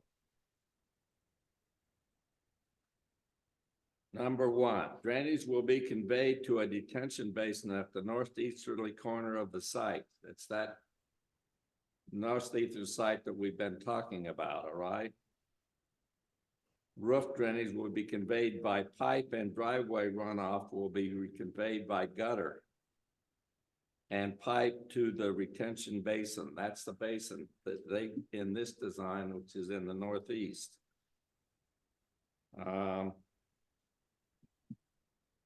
And also there will be permissible permeable pavers placed along the northerly portion of the driveway, which will provide runoff storage in addition to the detention basin.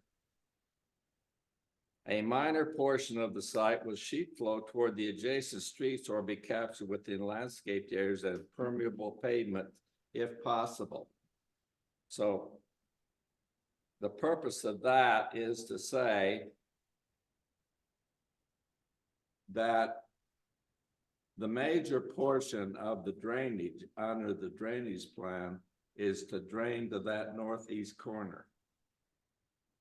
You just said, though, that under this, and I can see it, you can see the lines that are drawn in the grading plan, that will not be possible. How can this be fixed to satisfy me and some of the others with regard to how will you fix this? That those, you understand what I'm saying, is these two things are inconsistent. Yes, I understand the inconsistency, and I need to speak with our engineers and look at what happened to the drainage basin, if it is still part of the project, if what was changed between 2022 and now regarding that. So what you're saying is that you will have to have the engineers that one that actually did the drainage plan will have to get with the civil engineer that did the grading plan and those other plans, the drawings that you don't like the one you're showing me, to figure out how to redesign it. Is that what you're telling me? Yes. All right. Thank you. That's all the questions I think that we have. And so with that, is there anybody else that wants to testify with regard to this at all? And I already asked that and apparently no, so I'm gonna close the public hearing and I'm gonna open it up to a discussion. Chairman, apparently, we have somebody in the audience that would like to assist in the rebuttal. Yes. Thank you. Oh, okay, prompted by this, the rebuttal here? Yes. All right, so that'll fine. So it's not closed, public hearing portion is still open. Thank you, Mr. Chair. My name is Scott Davis. I'm an architect with EV Studio, 8071 West Hackamore in Boise, Idaho. I just want to clarify, can we bring up either Maria or Hannah, our current site plan that we have on file with the green squares? I just want to clarify the open space calculation. We're required to have 10%. And that is represented by the three larger dark green areas. It does not include dimensionally all the little bits in between the stairs and such. Does that make sense? Okay, and whether we have a drainage basin needs to be rectified. We agree with that, but that can be used as open space. That open space calculation can remain intact, whether we go with a drainage basin or correct the drainage in that northwest corner. And that's all. Okay. Okay, Thank I you, hope clerk. that clears it up. Thank you. All right, now, is there anybody else? All right, I'm going to close the public hearing and, sure. Come on up, still not closed, right? Remind us Dustin your Block, name, remind us 37. your name. Dustin Block, 3784 Lancer Way. In the new drawing that was submitted at 5:30 or whatever, that lower right section with the green space has now got 3 parking spaces in it.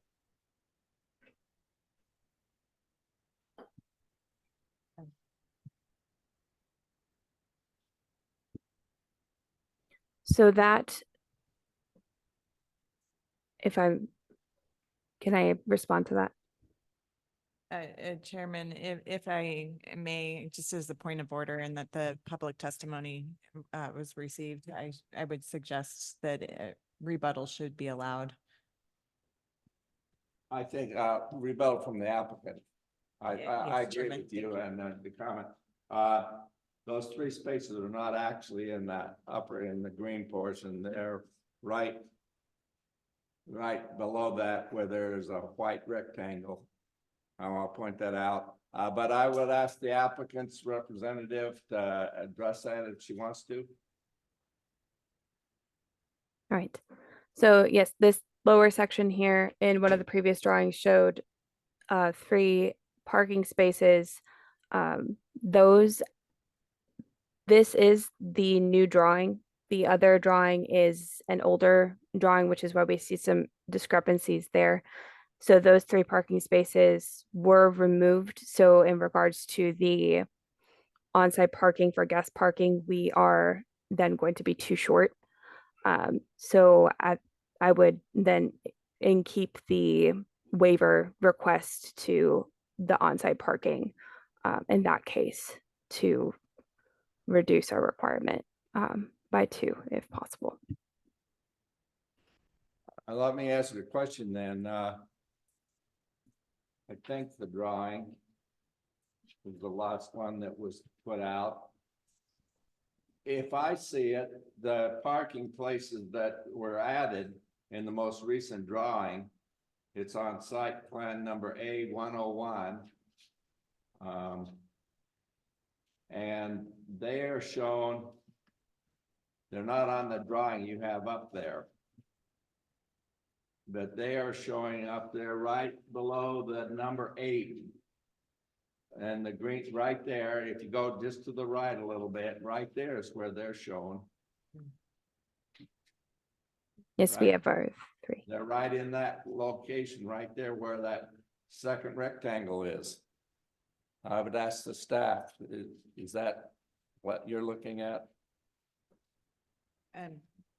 Chairman, just for clarification, is this area that I'm circling with my finger what you're Right. speaking And to? the 3 places are right there, aren't they? Chairman, I believe just the area that is in discussion is this green area of,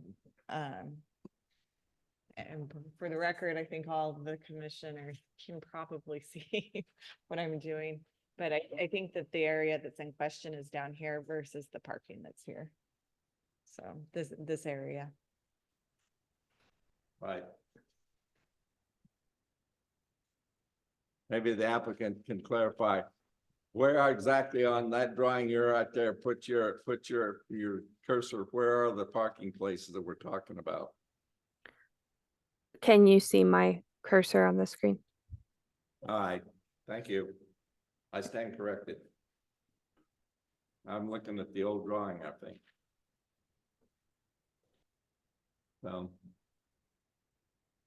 So you're saying under that situation then that you are requesting that it be shown that the three places are where we just put, or you're gonna request a waiver? We would like to request a waiver for that parking. We can look at that if you would like us to try to balance between the open space and the parking. We can, if the open space is more flexible, we can add the parking back. All right, I think I understand what you're saying. All right. Is there anything else that you would like to add? Yes, just to clarify, we had removed that parking, understanding that we could do that street parking, but since that has become off the table, that's why we removed that, so we can backtrack on that. I understand. All right, are there anybody else here have any questions about this? Okay, if not. Question from Right. our staff. Are we still? Pardon? This has caused me to have another question for staff about the parking. Do we want to do that while we're having an open hearing, or can we do it later? I would like staff's opinion. Chairman, either way, if there's new evidence provided, certainly you'd want to provide the opportunity for a rebuttal. But as part of your discussion, you can call on staff to clarify any matters. If it's possible that this will elicit a rebuttal, why don't we do it right now while it's still public hearing, still open?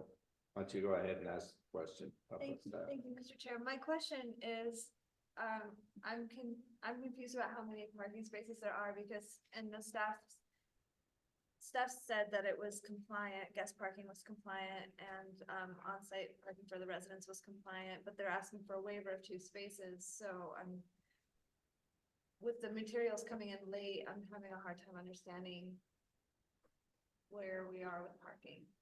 Yes, Mr. Chairman and Commissioner Shepherd, I'll ask that the applicant stop sharing their screen so I can go back to the old material and highlight something for the conversation. Thank you.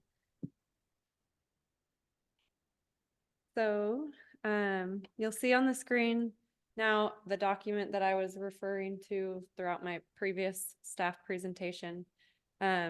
This is the open space exhibit. It is showing the 3 vehicular parking spaces here, as well as 3 here. The striped is to allow for the ADA.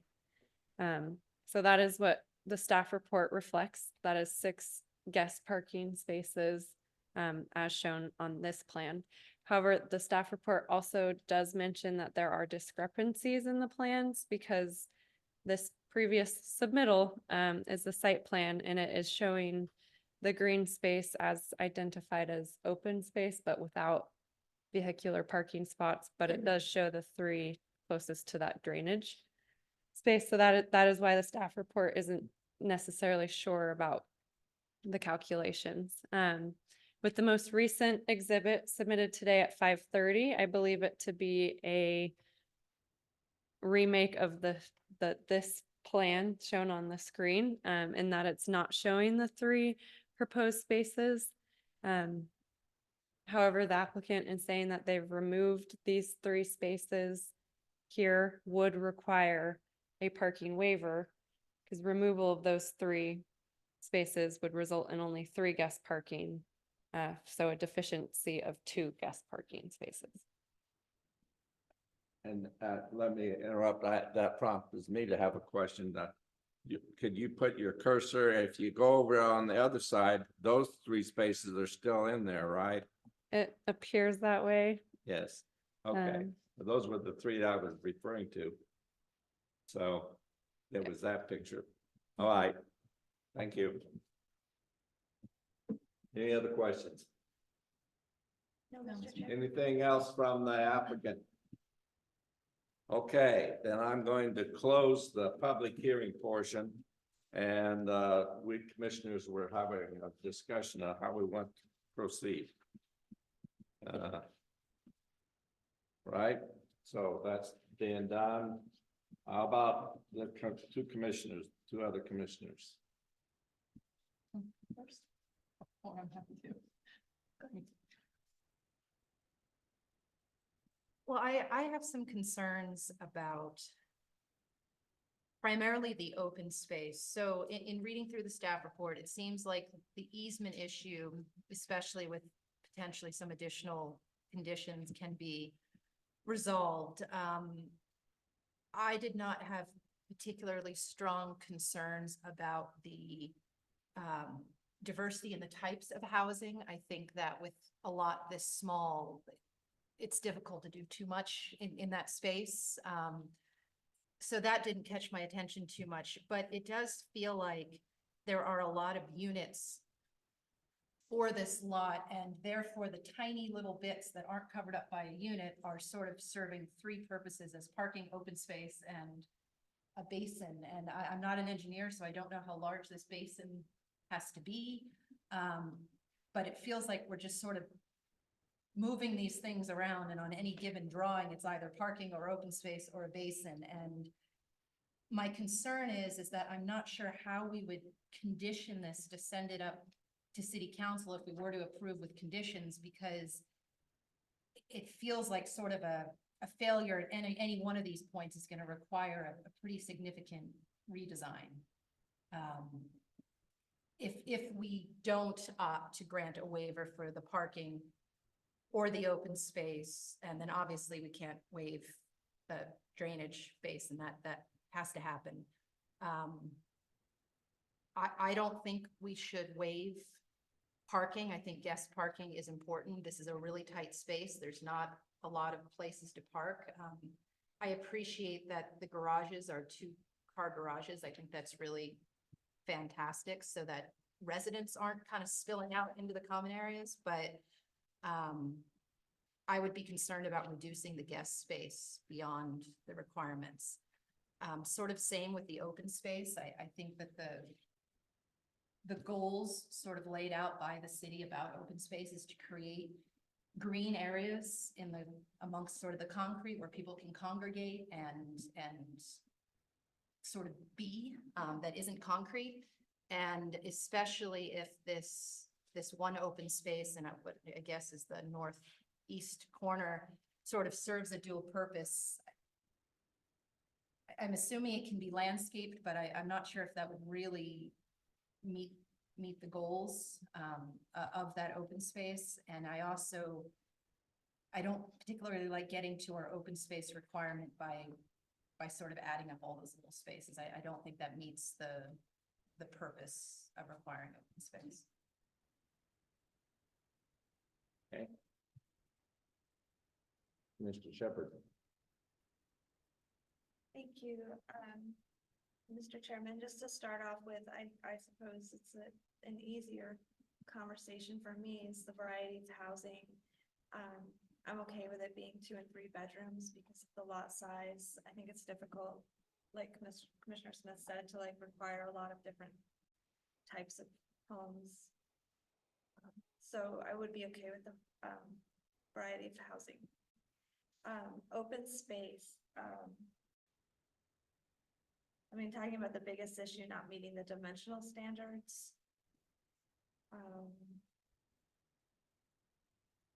I think if we were to waive either the parking or the open space, I would be more inclined to waive the parking in favor of keeping the open space, and that way we'd have some larger sizes.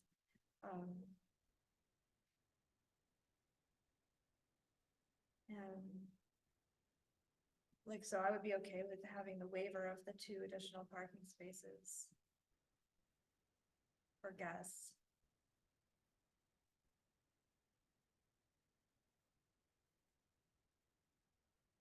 And keeping the open space as is shown on the most recent plans, but I'm not an engineer, so I don't know about exactly how the drainage basin fits in. I know it's from 2022.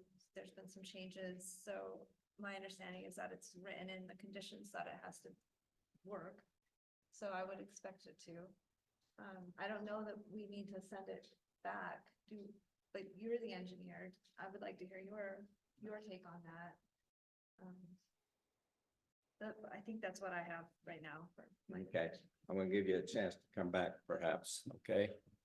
So it's up to me. And so you know where I'm coming from. I understand what we're trying to do in Garden City, and I also understand the need for housing.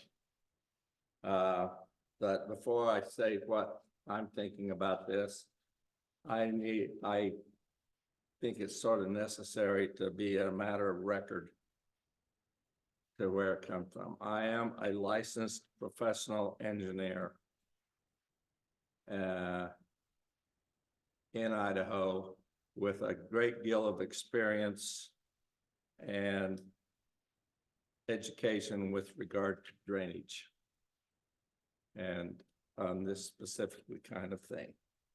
And even more than I am, the city engineer is even more qualified in doing that. So what I'm going to say, most of my problems with this have to do with the drainage plan. And I'm going to outline it. So let me start at the top. At this point, my belief is that I would be voting to deny or to not recommend this for approval to the city council. Because I think there is too much in it to be fixed, if you will, without going back and doing a major redesign, which I think needs to be done. And the bottom of the problem was already, somebody here already addressed that, one of the commenters. I think it was the neighbor that is sitting there. I believe that we're trying to put too many units on a small piece of property.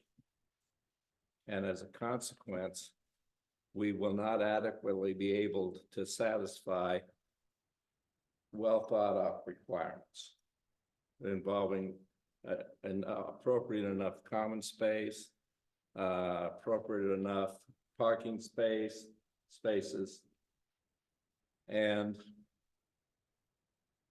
that would be resolved, could be resolved if this was redesigned and we weren't trying to put so much on this piece of property. So that leads me to the major problem I have, which has to do, and we've been talking about, is the drainage plan. The drainage plan is the only one that we have, is the study that they presented in this application. It is totally unworkable with the drawings that they put out there having to do with what the plan is now degraded, because that grading plan, she was right when she described the grading plan as to directing the drainage away from that northeast corner.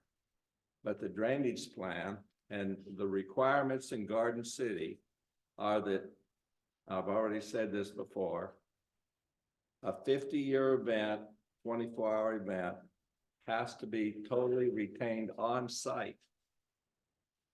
Yet in this plan, it's very specific that it envisions, and I can go back and I can quote from it, it envisions that some portion of the 50-year event would overflow and go into 48th Street. It's what it says. So that violates the possibility of doing that. That's even before you consider the fact that I don't see how you design a drainage basin that's functioned. Now, this is a drainage basin that has to be able to be cleaned out when it gets plugged out, because it will get plugged up. It will get silt stuff in it, and it will have to be, at some point, it'll have to be maintained. Otherwise, it will be overflowing, and it'll overflow into the neighbor's property because of the fact you're going to fill this whole property to raise it up 2 feet. All the buildings are going to be 2 feet above the base flood elevation. So that's going to be relative to the surrounding area. It's going to be higher. So when it does that, I don't see how you can then make an amenity out of it, planning all this landscaping and stuff that we're talking about that would qualify it so it could be counted in the common area. And if you don't count it in the common area, then you're making the problem of not being adequate common area. You're compounding that. Anyway, I do not, based on my professional knowledge and experience, know how that can be fixed, short of redesigning the project, perhaps not having as many units that are on the project, which gives you more space available for the other things that are required by our code. So I, in good conscience, cannot send a recommendation to approve this to the city council. I think I would be reneging on that. So there are a couple other items. The primary one has to do with the incompatibility of the plan with what the plan is, they state is the plan for drainage. And that doesn't even address the problem that they have with their geotechnical report, which was turned in by a competent engineer, which is totally in conflict with what this drainage plan, the one that is here that look at, assumes. It assumes that no groundwater above -6 feet. Yet the geotechnical plan, which was by a competent licensed engineer, says that it would be in a normal year between 3 and 5 feet. So that just makes it so it's impossible even for that drainage plan to work. The other thing that, the reason that I don't, in my opinion, it does not meet the PUD requirement for a variety of housing types. It's not the most significant thing to me, but by saying that, well, we varied the floor plans a bit so that I don't see how you can justify saying that it does that. So now that is another reason why I think if to redesign it and not have as many units, I think the limit is 10. Or is it 10 or is it less than 10? Mr. Chairman, it is at 10 units, you need a variety. If it was redesigned, if you knocked off 4 units and you had 10, then it would take that whole requirement, then the PUD goes away. It's not a requirement, it wouldn't be a consideration. And all of this points, and the reason I cite that is because it points to what I just said, one of the basic problem with trying to put too much on this piece of property. Anyway, that's my thoughts. I will say if we wind up and that course of action doesn't prevail, and we do wind up with a recommendation on the others, then I think we need to give serious consideration to have the last briefing of all of those conditions that the neighbor with regard to that easement be put on. I think that they are all reasonable and they should be put in there to guarantee that site to them, especially, for example, the one that adding parking and, well, the other ones, and also the ones that the one that address the utilities. it doesn't say that if there aren't utility, that they have to go, but if they find out that there are utilities, then those utilities are probably guaranteed by prescription. And so if they are gonna interrupt, they are responsible for fixing that situation. So if the commission decides tonight to recommend approval, then we should do it with those being added into it. And we would have to also add something to do with the variance that's suggested with regard to the parking. So that's my thoughts about it. So that being said, one of you other commissioners, are you prepared to take a stab at a motion? And we can see how we can proceed. Mr. Chair, I think just a quick question, and maybe this is for staff on process. At this stage, are we able to move to a new date to allow a redesign for consideration, or do we have to send it up either with a recommendation for denial or approval? That's one of the things. Yeah, I'll let Hannah answer that.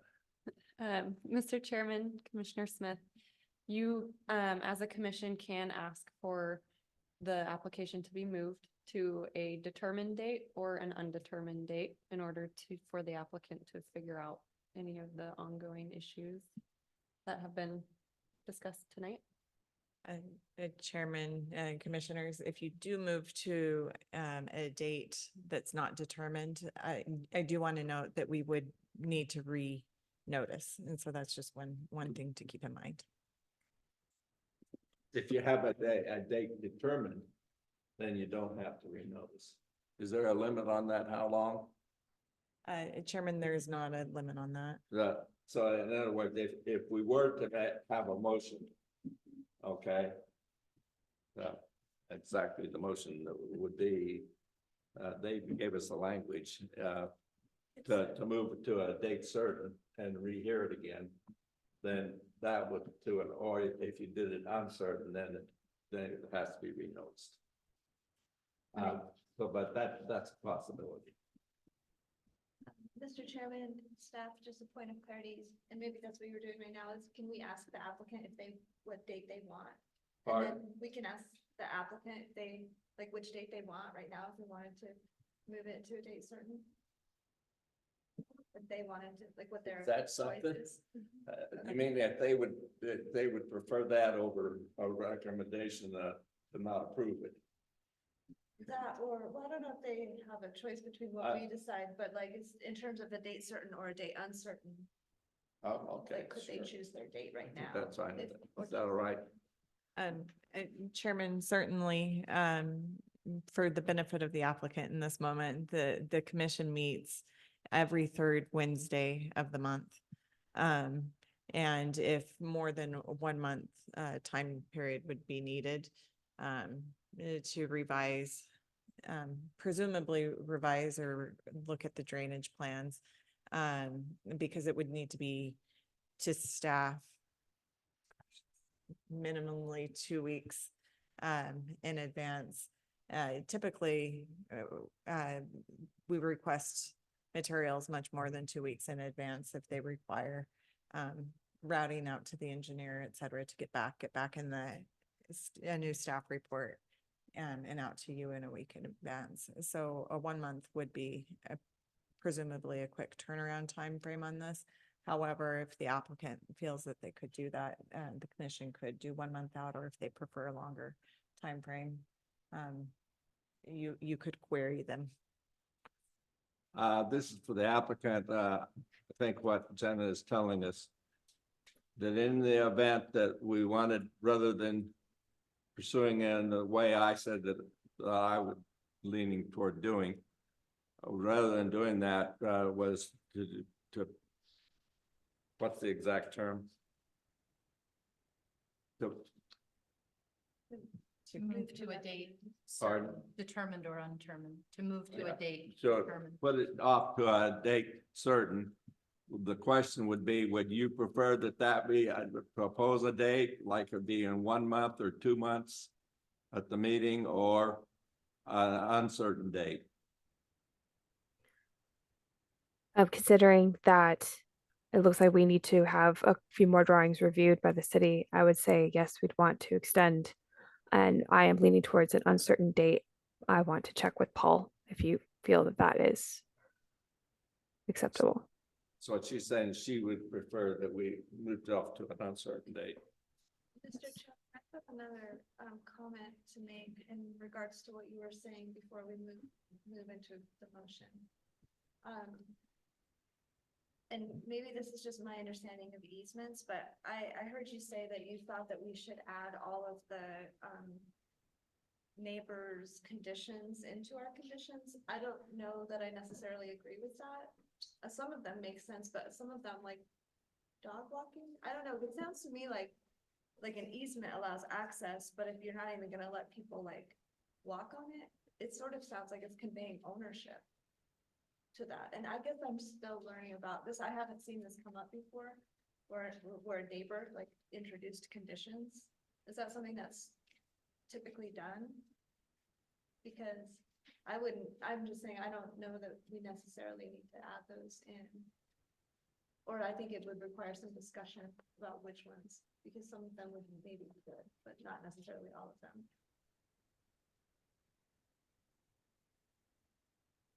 But it's gonna come up for rehearing again if we do a date uncertain. I understand what you're saying.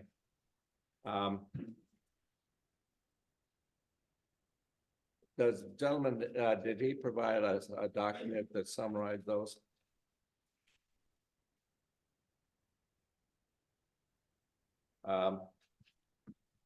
Let's, I sort of get the feeling that you two are thinking that we want to move, to have a motion. Okay. But what's the exact term that I should use? Move to recommend applicant return with revised materials. Yeah, but there's a name for it. And continue. Yeah, with that one, it continue. We would, it sounds to me like you're preferring that we continue this to a date uncertain. Is that correct? Rather than a motion to recommend disapproval.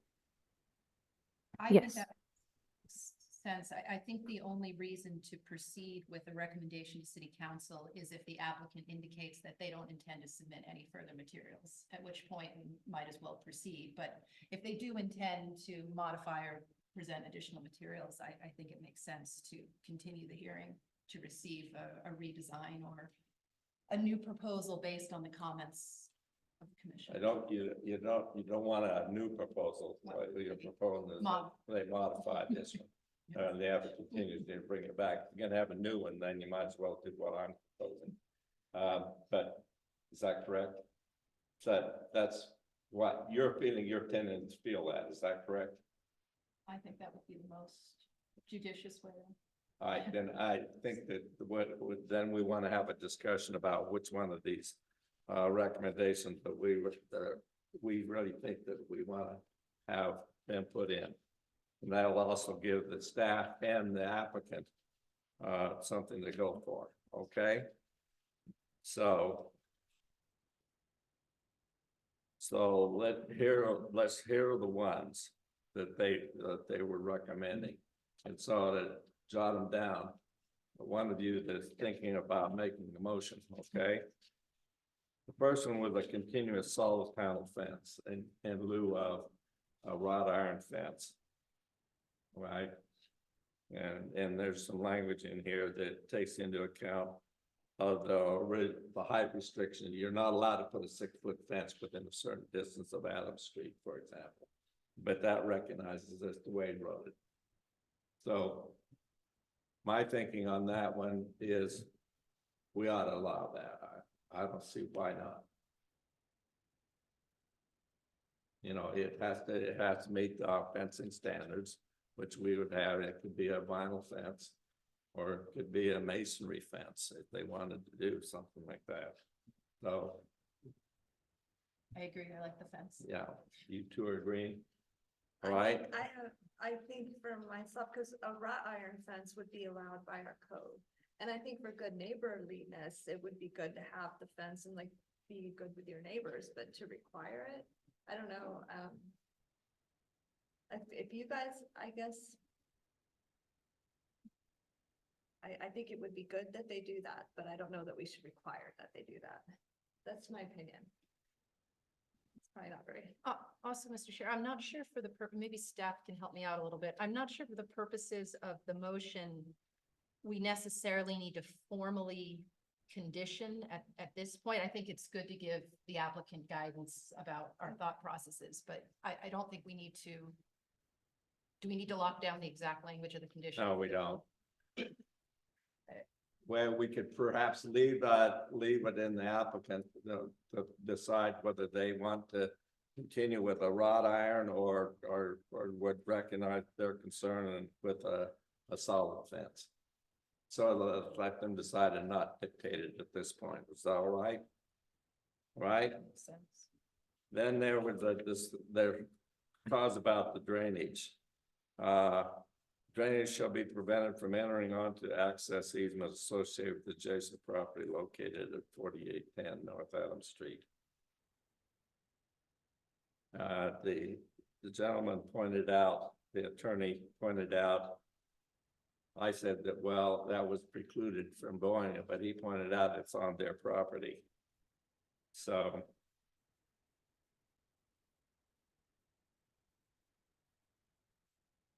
It's time to think that they probably ought to think in terms of that being a requirement. That we could do that to keep them, otherwise they could do it like what, all right? The next one is the utility easement issue. That's in case there are utilities and they're not saying that they know it, so what they wrote, any underground utility water or sewer line located on the property and benefiting that address on the north, 4810 North Adams, shall be relocated to an area allowing for perpetual access and maintenance of the lines. That is a legitimate request. If they find that there are lines there, they're responsible for fixing them. Okay, and that wording sounds all right. Okay, so that was the one that he turned on. Yeah. Okay. Was there a no parking one as well? Yeah, there was like a no. Pardon? There was something about parking. Yeah, but that doesn't have to be part of the motion at this point, if I understand what the staff's telling us. Okay? You agree?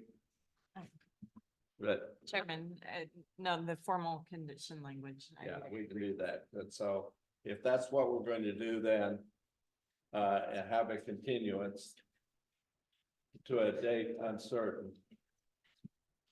then why don't we do that? Why don't we do that? Okay, so when are you prepared? I am prepared. Do I need to like list out all of the ones that the additional conditions that we want to add, or can I say? No, you the don't have to informal do it. condition? Then we have to do that. We flagged it up to them and we know what they are, okay? Okay. Mr. Chairman, I move to recommend the applicant return with the revised materials for additional review to a date uncertain, and this is for the old business on the agenda, SUB fiscal year 2022-004 for Ella Estates. Combined preliminary final plat processes planned unit development on 4800 North Adams Street. Do we have a second? Mr. Chairman, I second the motion. All right, Mr. Smith seconds it. Everybody, all commissioners in favor indicate by saying aye. The chair votes aye. So that's unanimous. And there will be a continuance for a date uncertain. Okay. Thank you. All right, thank you. Thank you. Thank you. I'm going to declare 10-minute break.